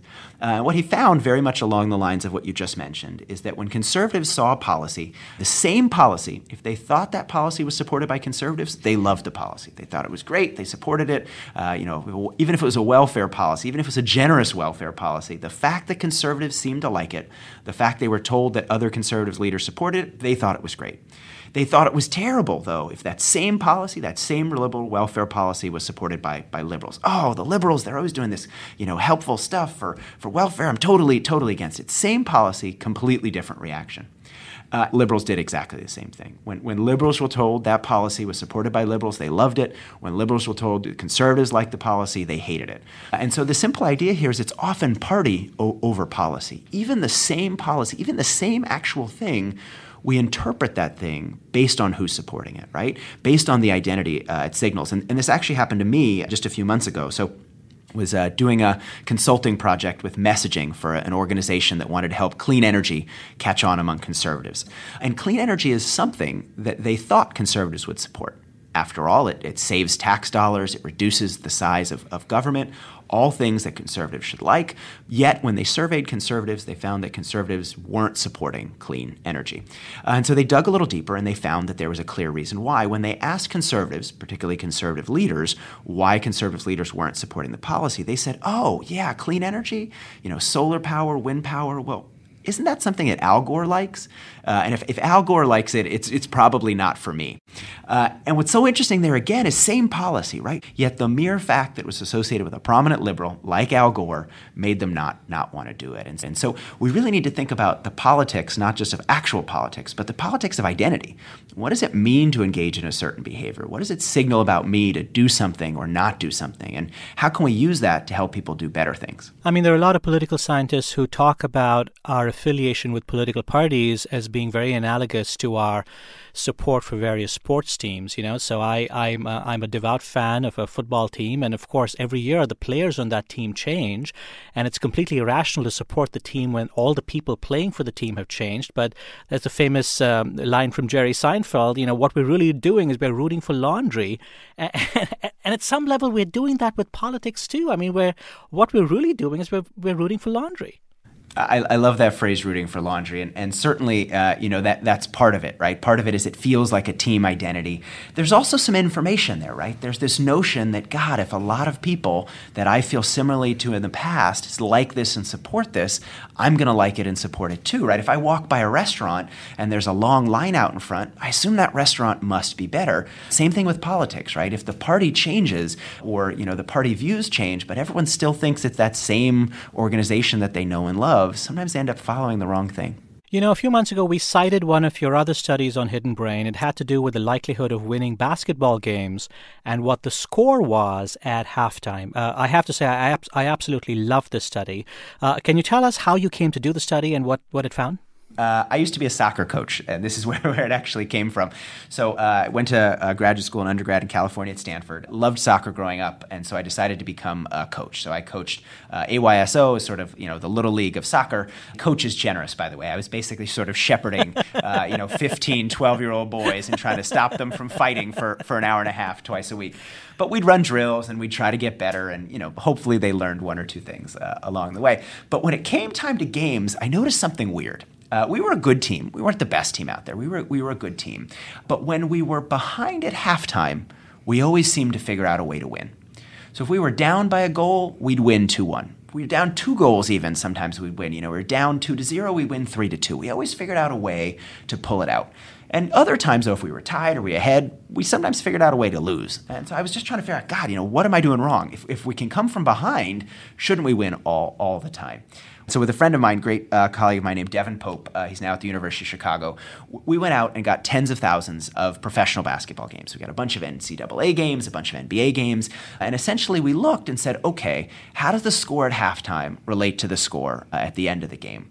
So how does, if a team is ahead or behind at halftime, affect whether or not they win or lose? Similar to my youth soccer team, except hopefully a little more data. And interesting, by the way, hopefully a little more motivated, right? If you're an NBA player, you're getting tens of millions of dollars based on your performance. So you might say, okay, if you're a 12-year-old kid and your coach sort of cajoles you and encourages you to play harder, you're more likely to win. But it shouldn't matter for NBA players, right? I mean, NBA players, real big stakes, whether they win or lose, they make more or less money. Of course it doesn't matter there, right? So that's what we wanted to look at. And so we looked at the data, and similar to soccer, we saw something really interesting, which is there was one place where being behind was actually a good thing. And that was being behind by just a little bit. Teams that were down by 1 at halftime, they weren't more likely to lose, as everyone else would have been if they were behind. They were actually more likely to win. Teams that were down by 1 were more likely to win than teams that were up by 1. Even though they were worse teams, down by 2 points relative to the teams that were up by 1, they had to score more to win. They came out, they played harder in the second half, and they were more likely to win the game. And so it turns out that competition can affect motivation, right? How we're doing relative to others matters. And so being behind can be motivating, but only if you're behind by a little bit. If you're behind by too much, you give up and you're more likely to quit. So I have to tell you, Jonah, that it's been a little more than a decade since I began learning about many of these studies and ideas. And, I was really taken aback by many of them when I first came by them, because I think of myself as being a very rational and deliberate and intentional person. And the idea that my own actions or beliefs or judgments were being shaped by these factors that lie many cases outside my conscious awareness was sort of a really disturbing idea to me. I have to say what's interesting is that at an intuitive level, it still feels to me that all my decisions and judgments are conscious and intentional and deliberate. I don't feel the effects of social pressure, except that you look at the mountain of evidence and you have to say, if it's affecting all these other people on the planet, it must be affecting me as well. And I feel like one of the great values of this body of research is it might prompt people to a certain degree of humility, of saying, yes, I feel very strongly about the political party I support. I feel very strongly about the sports team I support. I feel very strongly about my beliefs. But it's just possible that maybe these beliefs are actually shaped by these other factors, and I might want to be a little humble about the things that I think I know. I'm wondering, as you've looked at this body of work, what's been the effect on you personally? What's been the effect on your personal life as you look at all the ways in which human beings are shaped by other people?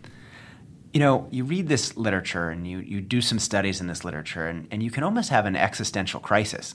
You can say, God, I'm not making any of my own choices. Other people are making all these things for me. Is there no free will? Am I just a mindless automaton? Take a great example, and this is something that always struck me. Think about the person that we marry, right? Or the person that we end up being our long-term partner, our relationship partner. We all have this sense that they're perfect for us. We all have this belief in true love and that we're out finding the right person out there that completes us, that, the one person whose shoe perfectly fits, the one person who will make us whole.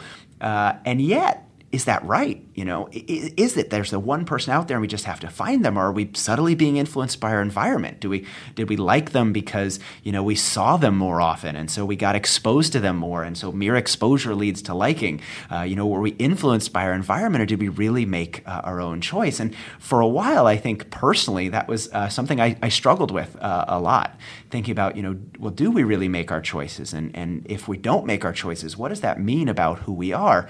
And I'm not sure I got to a perfect answer, honestly, but I think where I ended up is influence by itself is neither good nor bad. It is just a way of life. It is a thing that helps us make our lives easier. Imagine if we had to make every choice by ourselves. We couldn't use any information from others. We couldn't figure out what book to read or what movie to see. If we moved to a new town, we couldn't figure out what car mechanic to go to without looking at an online review. We had to just figure it out by ourselves. Life would be extremely difficult. And so along the way, we've evolved to take advantage of social information, to use others as a heuristic or a shortcut to judgment, to make it easier to live, faster and easier than it might be otherwise. Does that heuristic always lead us to the right answer? No. There are many cases, some of which we've talked about, where other people lead us astray. Yet most of the time, influence is a valuable tool. And so I think the more we realize its effect on us, the more we can spot it in the environment around us, the happier and healthier we can be. We can't fully control it. It's going to be there all the time. But the more we understand it, the more we can take advantage of its upsides and avoid its downsides. Jonah Berger, I want to thank you for talking with me today. It's been a pleasure having you on Hidden Brain. Thanks so much for having me. This week's episode was produced by Tara Boyle. Our team includes Jenny Schmidt, Parth Shah, Raina Cohen, Thomas Liu, Laura Querelle, and Aditi Bandlamudi. Our unsung hero this week is Dana Farrington. Dana is an editor at NPR and helped us a while back to interview candidates for a new position on our show. Dana's thoughtful feedback and calm demeanor helped us pick the right person. Thanks, Dana. For more Hidden Brain, you can find us on Facebook and Twitter. And if you haven't given us a review on your favorite podcasting app, please do so. It really helps others discover the podcast. I'm Shankar Vedantam, and this is NPR. This is Terry Gross, the host of Fresh Air. We do long-form interviews with the people behind the best books, pop culture, journalism, and more, so you can get to know the people whose work you love. You'll find Fresh Air on NPR One or wherever you get your podcasts. This is Hidden Brain. I'm Shankar Vedantam.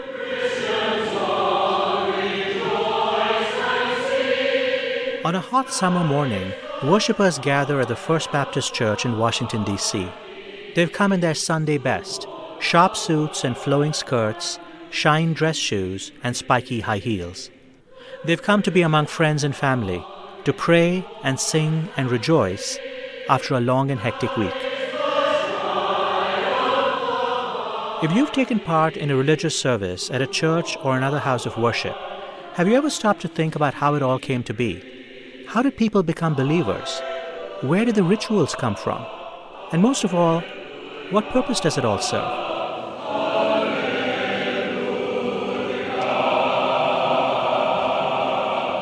When we ask these questions, we most often look to history or theology for answers. But some social scientists are asking if we can better understand religion through the lens of human behavior. If people behave in particular ways when exposed to different religious cues, can we use this information to work backwards and understand how those religious practices came about in the first place?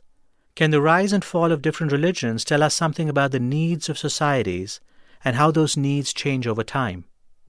Today we're going to take an in-depth look at these provocative ideas through the work of Azim Sharif, a psychology professor at the University of British Columbia. He studies religion not from the point of view of faith or spirituality, but from a psychological perspective. He argues that human societies changed in a fundamental way several thousand years ago, and this required a new psychological innovation. So for the vast, vast history of our species, we didn't live in large groups. We lived in very small groups of about 50 people, groups that never really got larger than 150. And the reason for that is because from a genetic standpoint, we're only built to be able to cooperate with as many people as we can know well. So when you start having anonymous strangers in groups, when you start having people whose reputation you're unfamiliar with, what that means is that people can free ride on the group, they can cheat on the group with impunity. And when you start having large groups of free riders and cheaters in a group, it can't sustain itself. You need a level of cooperation between the people in a group for it to act and to work harmoniously. And so it was only in the last 12,000 years that we started getting groups that bubbled up from beyond 100, 150 people to 1,000, 10,000 people. And what that means is that it needed something more than just our genetic inheritance. It needed a cultural idea. It needed a cultural innovation to allow us to succeed in these larger groups. And so one of the things that me and my colleagues have been arguing is that religion was one of these cultural innovations. And not just religion in general. It was one specific aspect of religion, the idea of a supernatural punisher, also known as God. It's a concept we'll return to over and over again this hour.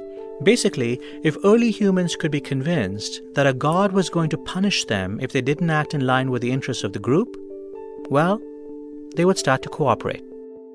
And we see really interesting examples of this. So large trade networks that have existed in North Africa, where you have people who have no way that they can know each other. They're from opposite ends of an entire continent. And yet, simply because they have a common religion, in this case Islam, they can trust that the other person is going to be a reliable trading partner. And so just knowing that other people are God-fearing believers is sufficient to act as a cue of trust. So how does this clinical view of religion square with the way most believers think about faith? The azan, or the call to prayer, is when Muslims are asked to come to a mosque or to an Islamic center 5 times a day to remember God. Throughout this episode, we're going to have religious scholars and practitioners talk about their experience of faith. Here's Islamic scholar Akbar Ahmed on the Muslim call to prayer. The call to prayer in Arabic is very simple. It simply is Allahu Akbar, Allahu Akbar, Allahu Akbar. Hayya al-salah, hayya al-salah, hayya al-falah, hayya al-falah. It's simply saying, God is great, God is great, God is great, God is great. Come to prayer. Come to prayer.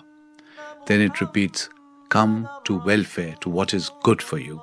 Come to what is good for you.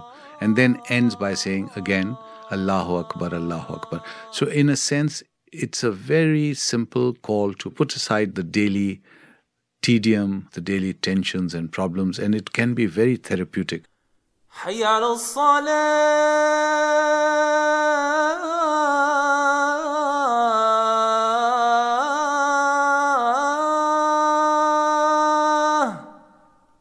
Azim Sharif hears the Muslim call to prayer very differently. He hears it as a researcher. He cites evidence from psychology and anthropology to show that religious practices like the Muslim call to prayer have measurable effects on human behavior.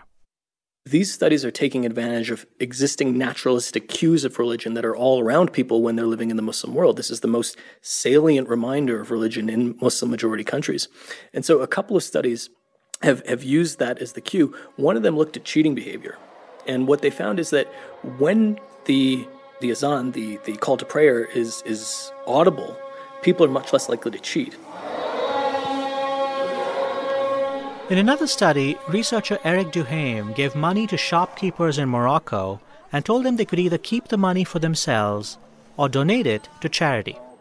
And he recorded how much they gave during regular parts of the day and how much they gave when the call to prayer was going off. And the results were remarkable. So first of all, the shopkeepers were generally quite generous, and they were generally quite charitable. But when the call to prayer was audible, everybody gave all the money to charity. It's the most remarkably consistent finding that I've seen. It was a remarkable effect that this audible cue of religion actually had on people.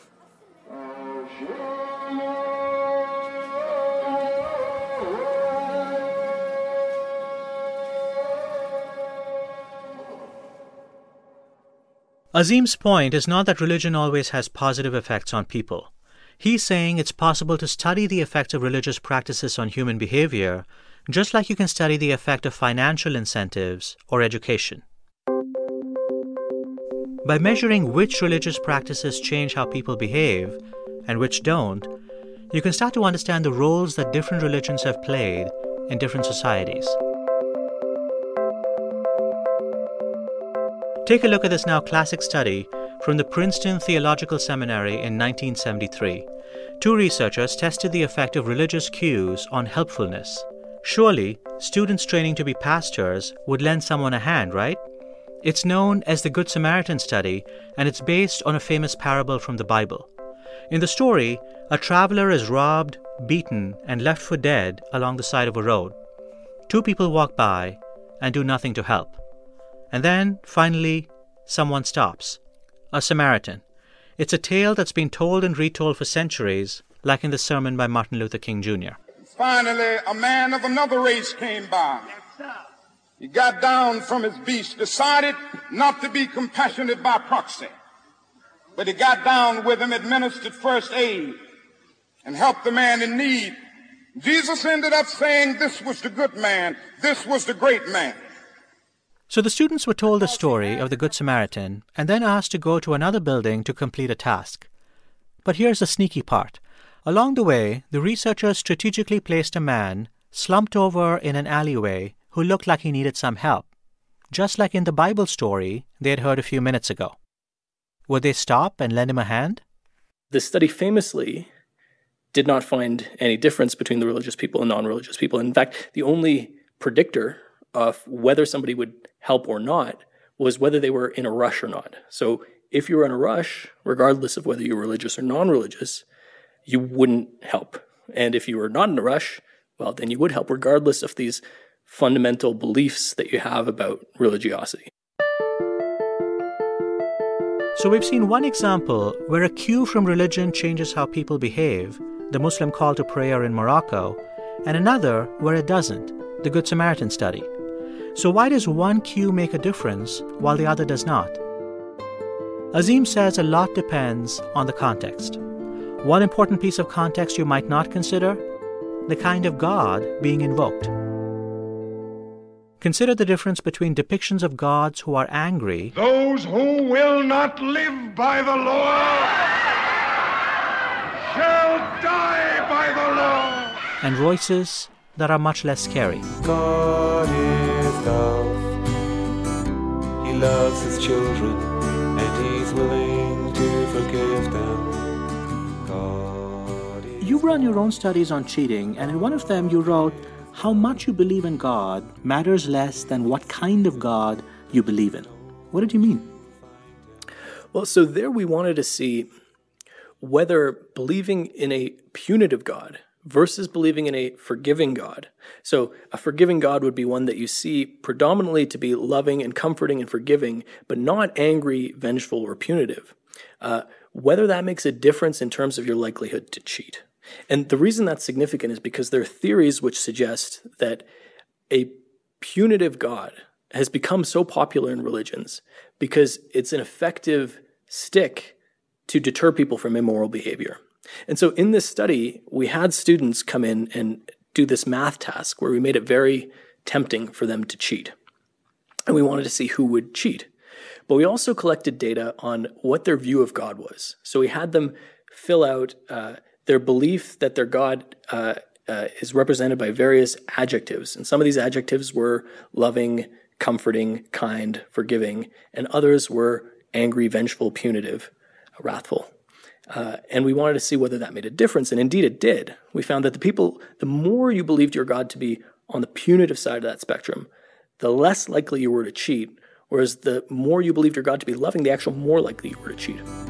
He loves his children, and he's willing to forgive them. God. What you're suggesting in some ways is that people are behaving, very rationally. If you believe in an angry, vengeful, punitive God, and you believe that this God is going to harm you if you do something wrong, it's perfectly rational for you to stick to the straight and narrow.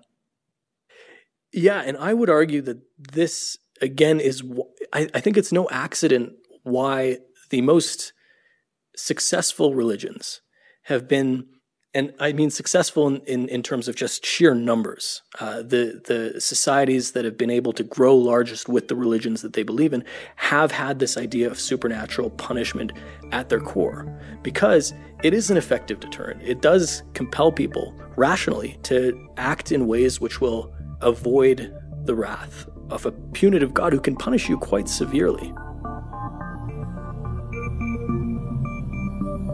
So according to the scriptures, hell is a place that literally exists. That's not a Baptist doctrine. That's not a Methodist doctrine. That's a doctrine of the Bible. It exists, friend. It was made, therefore, as a place of punishment, not a place to simply go to. Besides the psychological studies, Azim says there's evidence from history and anthropology that suggests modern religions arose to solve problems related to trust and cooperation. All the world's major religions today arose at times when human societies were struggling with the challenges of size, complexity, or scarcity. Certain religious ideas that would be most effective at encouraging people to be prosocial, like this idea of a big, omniscient, punitive God, tend to crop up in those particular circumstances when cooperation is particularly necessary.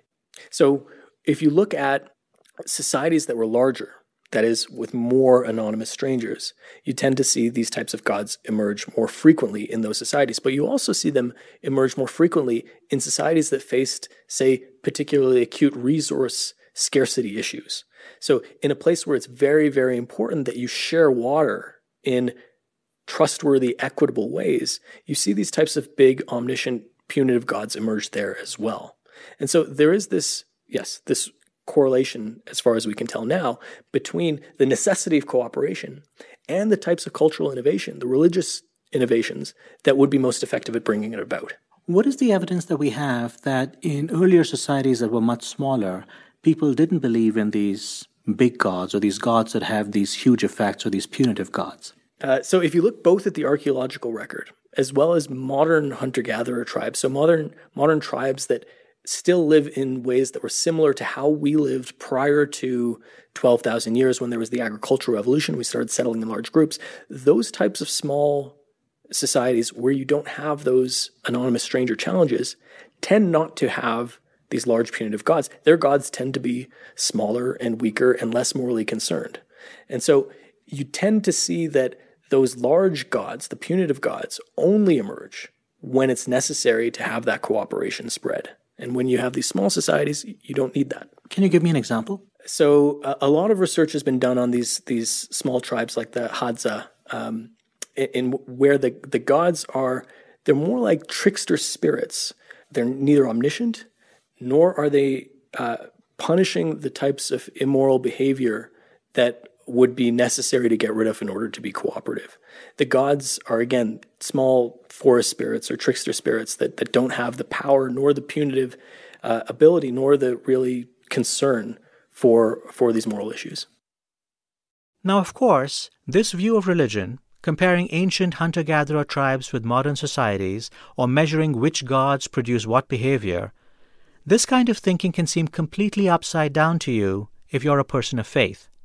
If you're a believer, this is not the way you think about religion. Your faith is a source of meaning, guidance, comfort. It's a connection to something greater than yourself. Let's go back to Islamic scholar Akbar Ahmed.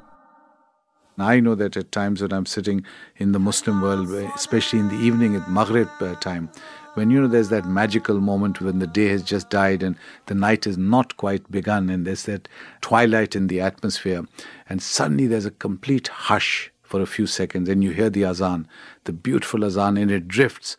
And writers have said, poets have said, it's like a feather in flight. It just drifts on in the air, almost as if it is weightless in its beauty, and it just undulates on and on. So in that sense, it is a beautiful part of the symphony of Islam itself.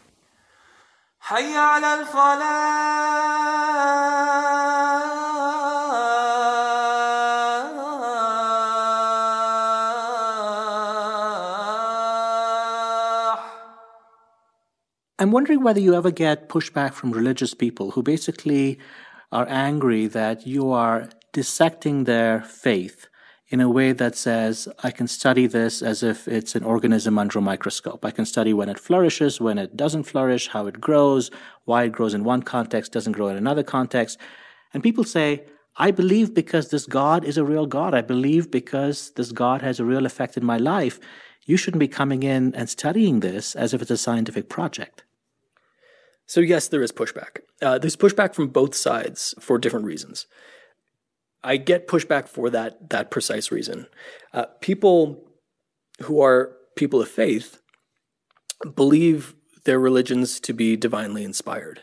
And so when you're reaching for naturalistic explanations for religion, that leaves little room for the divine inspiration. The origins for the religion become overdetermined. You have both a naturalistic reason for why it exists and you have a divine reason for why it exists, and you don't need both. And so if you're positing a naturalistic explanation, well, then maybe it casts some doubt or threat on the divine inspiration explanation.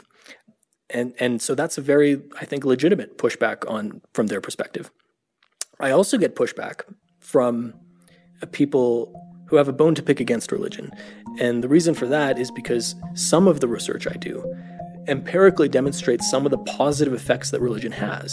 And if people have a bone to pick with religion, they tend not to like to admit that there's anything good about religion. And so I get hate mail from both sides. When we come back, we'll take a closer look at one of Azim's more controversial ideas. Given that different religions have risen and fallen over the centuries, can you study religion as if it were a living organism, subject to the rules of Darwinian natural selection? I think that the application of evolutionary theory has really revolutionized our understanding of the origins and functions of religion.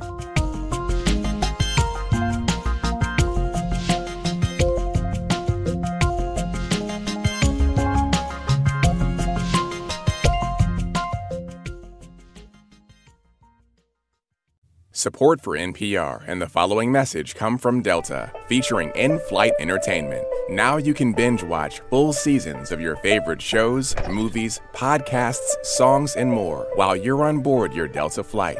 Watch over 1,000 hours of entertainment from your seatback screens or your own device, all for free as Delta takes you to your destination. Delta, making your journey across the sky more enjoyable. Support also comes from ZipRecruiter. Hiring is challenging, but ZipRecruiter can make it simple, smart, and fast. ZipRecruiter sends your job to over 100 job boards with one click. Then it scans thousands of resumes to find people with the right experience and invites them to apply to your job. Try it for free at ZipRecruiter.com/brain. ZipRecruiter, the smartest way to hire. This is Hidden Brain. I'm Shankar Vedantam. Let's take a moment to go back in time. For the vast majority of human history, we lived in small groups of around 50 people. Everyone knew everybody. If you told a lie, stole someone's dinner, or didn't defend the group against its enemies, there was no way to disappear into the crowd. Everyone knew you, and you would get punished. But in the last 12,000 years or so, human groups began to expand, from a few dozen to more than 1,000. And now it wasn't so easy to punish the cheaters and the free riders.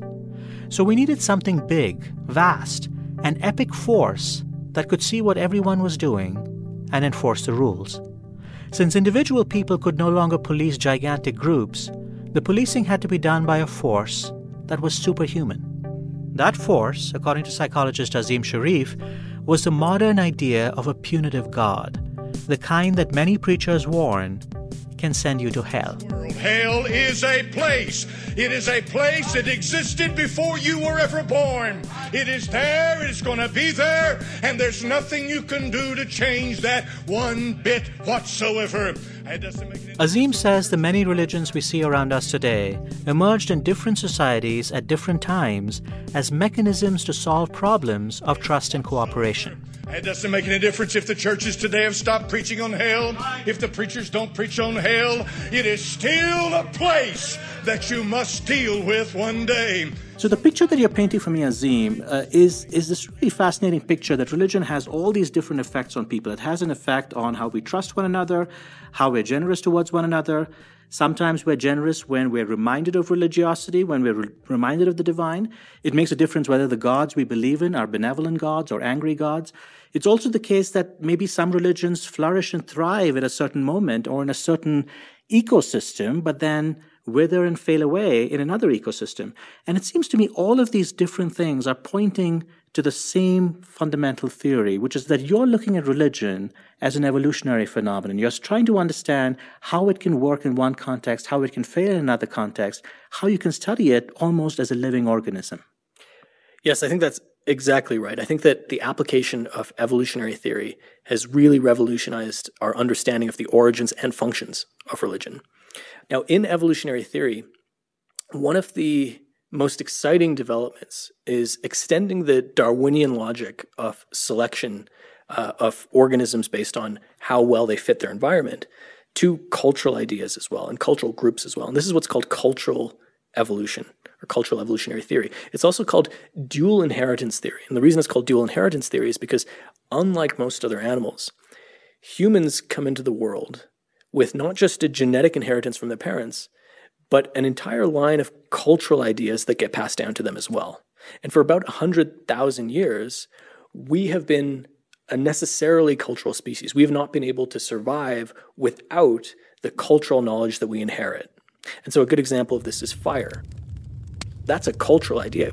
If we didn't have that, we will not be able to survive because our bodies have now adapted to needing fire to pre-digest, that is, cook our food. And so the idea is that religion is one of these cultural ideas that similarly serves these functional roles in our lives and has done for at least 10,000 years. So what that means is that you can understand religions as they are today, today's major religions, as bearing the legacy of thousands of years of trial and error and selection, so that what current religions are made up of, they're made up of those things because those served social functions in the past. They contributed to the societies that they were attached to surviving. You can see these patterns in the historical record. For example, ancient humans worshipped gods who could prevent natural disasters. But as the needs of societies changed, their gods changed too. Let us pray. As people built cities and civilizations that were more resilient, new kinds of gods, welcome to the prayer to do well in school, with different powers emerged, and the requests people made of them changed as well. Father, we decree and declare that as they prepare for school, for tests and exams, show them what to study and how to study most effectively. Lord, please give them wisdom and understanding as well as Azim's point is that local conditions, like individual ecosystems, can create conditions where certain beliefs flourish and where others fade away. If belief in a certain God helps a group to thrive, that religion is likely to spread. An evolutionary theory of religion can also explain why many religions are deeply, some might say obsessively, interested in questions related to sex. Number one warning sign, amorous glances. You can hear these themes in religious broadcasts all the time. How much sex to have. Flirtatious looks. Look at Proverbs 6:25 with me, if you would. Whom to have sex with. It says, do not lust after her beauty in your heart. How to avoid certain kinds of sex. Nor let her allure you with her eyelids. And it makes sense from a Darwinian perspective. Sex is about reproduction, and the organization of families and the growth of a population are integral to the long-term survival of societies. One of the things that's very common among religions is to have norms regulating what you could call family values. You should have a lot of kids. 3, 4, 6, 12. I mean, how many? Is there a biblical mandate of how many we should have? Well, there is a biblical mandate, if you will, that says God blessed them and said, be fruitful and multiply. You shouldn't have homosexual relationships. I say it's wrong because that's what the scripture says. You shouldn't have that much birth control. If we look at the Bible tonight and examine this, we'll see that this is actually not something that God wants us to do. Now, those also serve these culturally adaptive purposes because they encourage people to produce lots of children. Having lots of children leads to larger societies. Larger societies can outcompete those societies that didn't have a lot of children. So if you had two religions, one which said, have a lot of sex, make a lot of children, don't use birth control, and another one that said, never have sex, or if you do, only use birth control. Which society, looking down 1, 2, 3 generations, is going to be better off? Well, the one that actually produced offspring, became a larger civilization, a civilization that was able to outcompete either in active warfare or just through taking the resources of the other society. It's a competition between cultural ideas and cultural groups such that those socially functional ideas tend to be preserved over generations. And so this is how cultural evolution works. So if you buy the idea that religions arose at a certain point of time, that in some ways they're a form of cultural evolution, and certain types of religions and certain types of gods arose at certain points in time in order to confer certain kinds of cultural benefits on groups of people, one of the challenges, of course, is that if I'm a religious person and I now think of religion as being a marker of my willingness to trust the next person, who's also a religious person, there is an incentive for people to cheat, for people to sort of say, I'm actually a religious person, I deeply believe in this God, when in fact they don't, because they just want to take all the advantages that come from religious faith. And this brings us to the idea of rituals and the idea of costly rituals.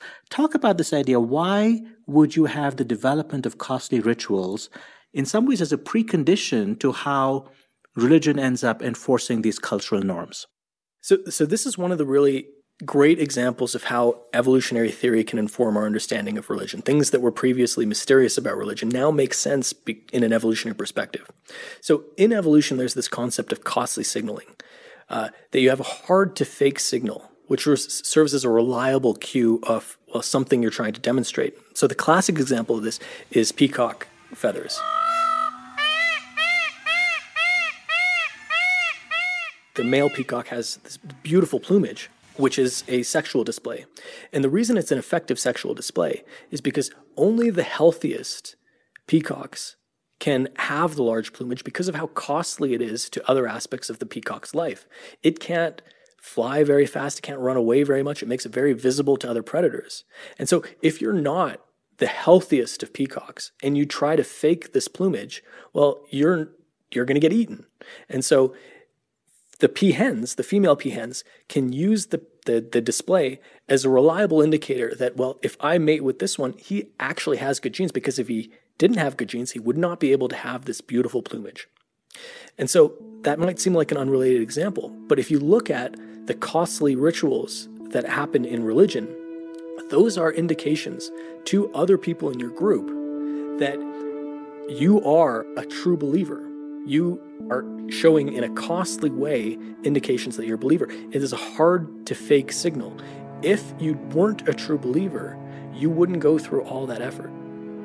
Effort like following the vows of chastity, poverty, and obedience in Catholicism. We don't see them as restrictive rules. We see them as freeing. Keeping kosher in Judaism. When I eat, I know that I am a Jew. And wearing a veil or headscarf in Islam. I use it to identify myself. I use it to be a symbol of who I am. Now you have trustable cues, credibility-enhancing displays of people's genuine religiosity, which indicates that you actually can trust them. I want to take a closer look at one of those rituals to underscore the difference between the way believers think about religious practices and Azim's theory. Jainism, a small South Asian religion, has lots of rituals that ask for sacrifices, like fasting.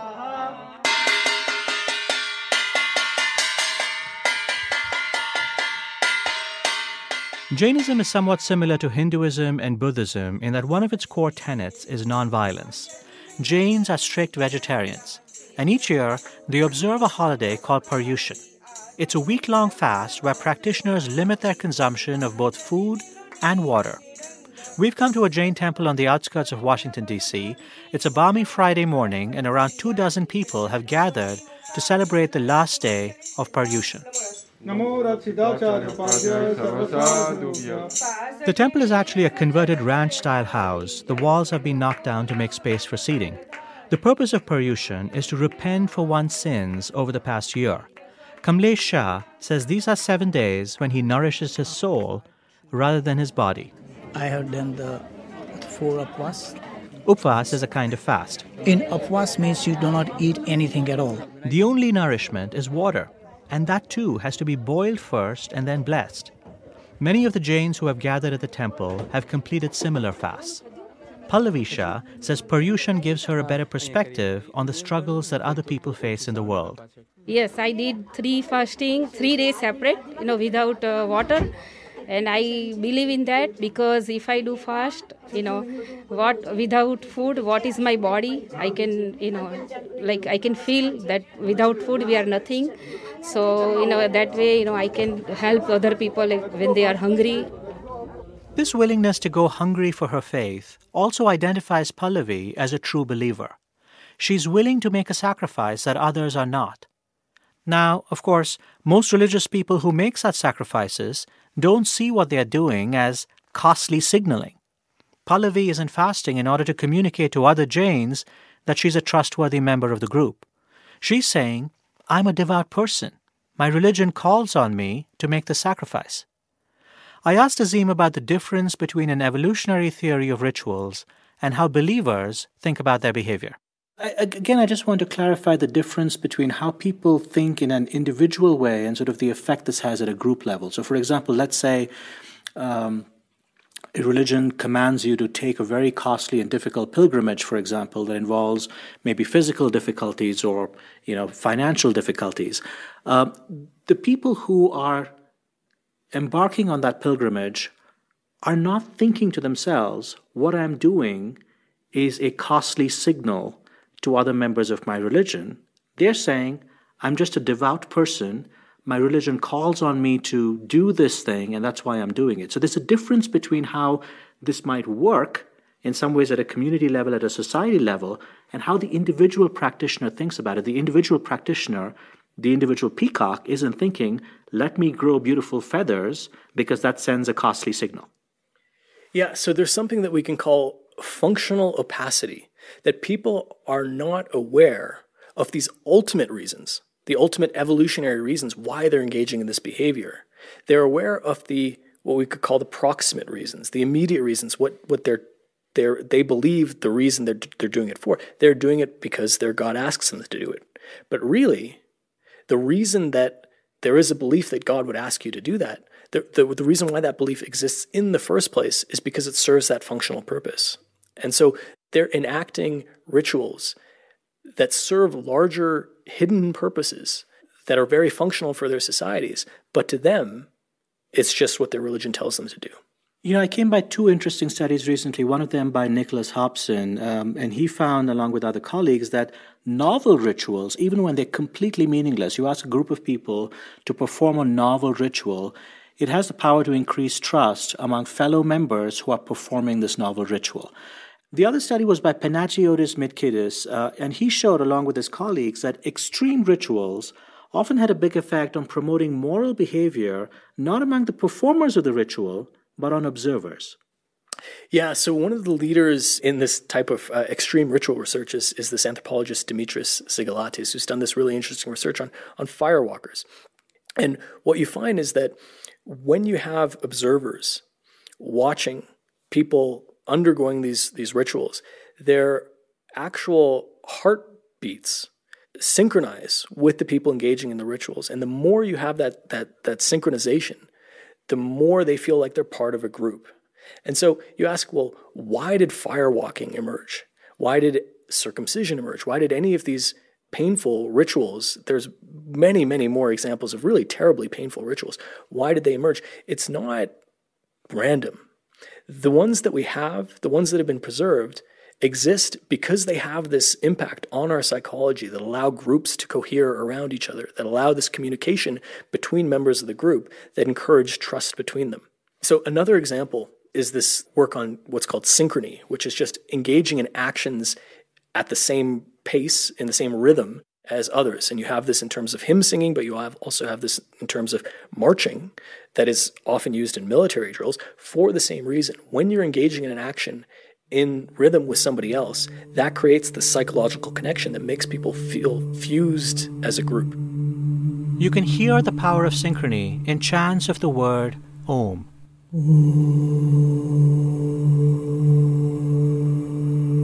Here's Hinduism scholar Shubha Patak. It's a sacred syllable that seems to be created by adding 3 different Sanskrit letters together, the letter A, the letter U, and the letter Ma. It doesn't have a dictionary meaning, but it has a lot of connotations. And so in early Hinduism, in texts like the Upanishads, philosophical texts, it is used to represent the reality that encompasses the entire universe.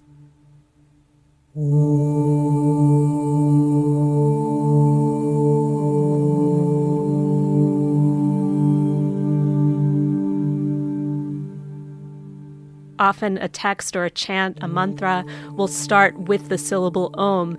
And I think the reason why that is not only does it have this significance of standing for a particular god in his totality or her totality, but you have this column of sound that gives you a sense of vastness. I think it's sort of similar to what happens when you have 2 singers singing at the exact same frequency. You start to have these beats in the room. With Om, it creates something around you, I think, that makes you feel like you're part of something.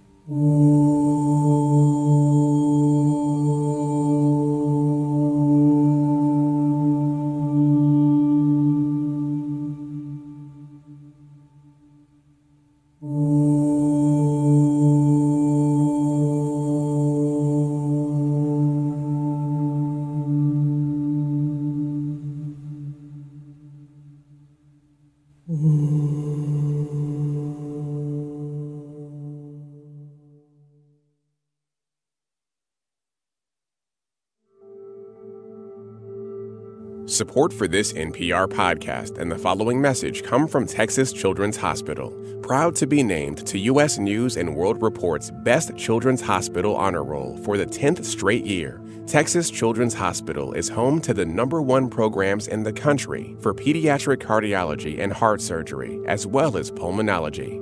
Texas Children's Hospital is dedicated every day to pushing boundaries and exploring new territory to provide the best possible care for every patient.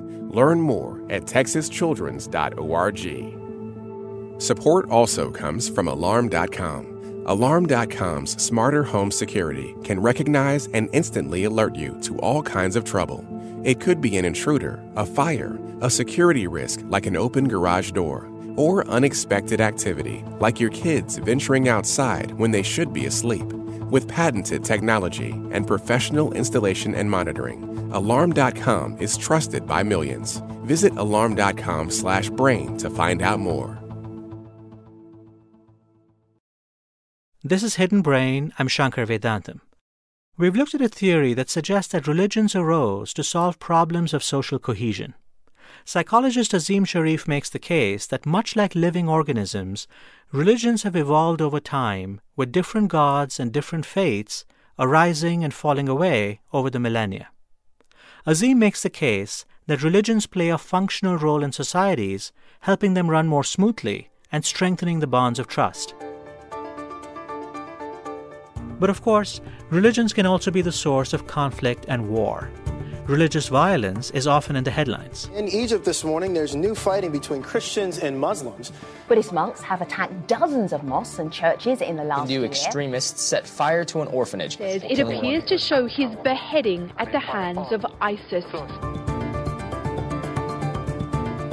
Social scientists like Azim Shariff argue that a Darwinian view of religion doesn't just explain the way religion makes us more generous or helpful.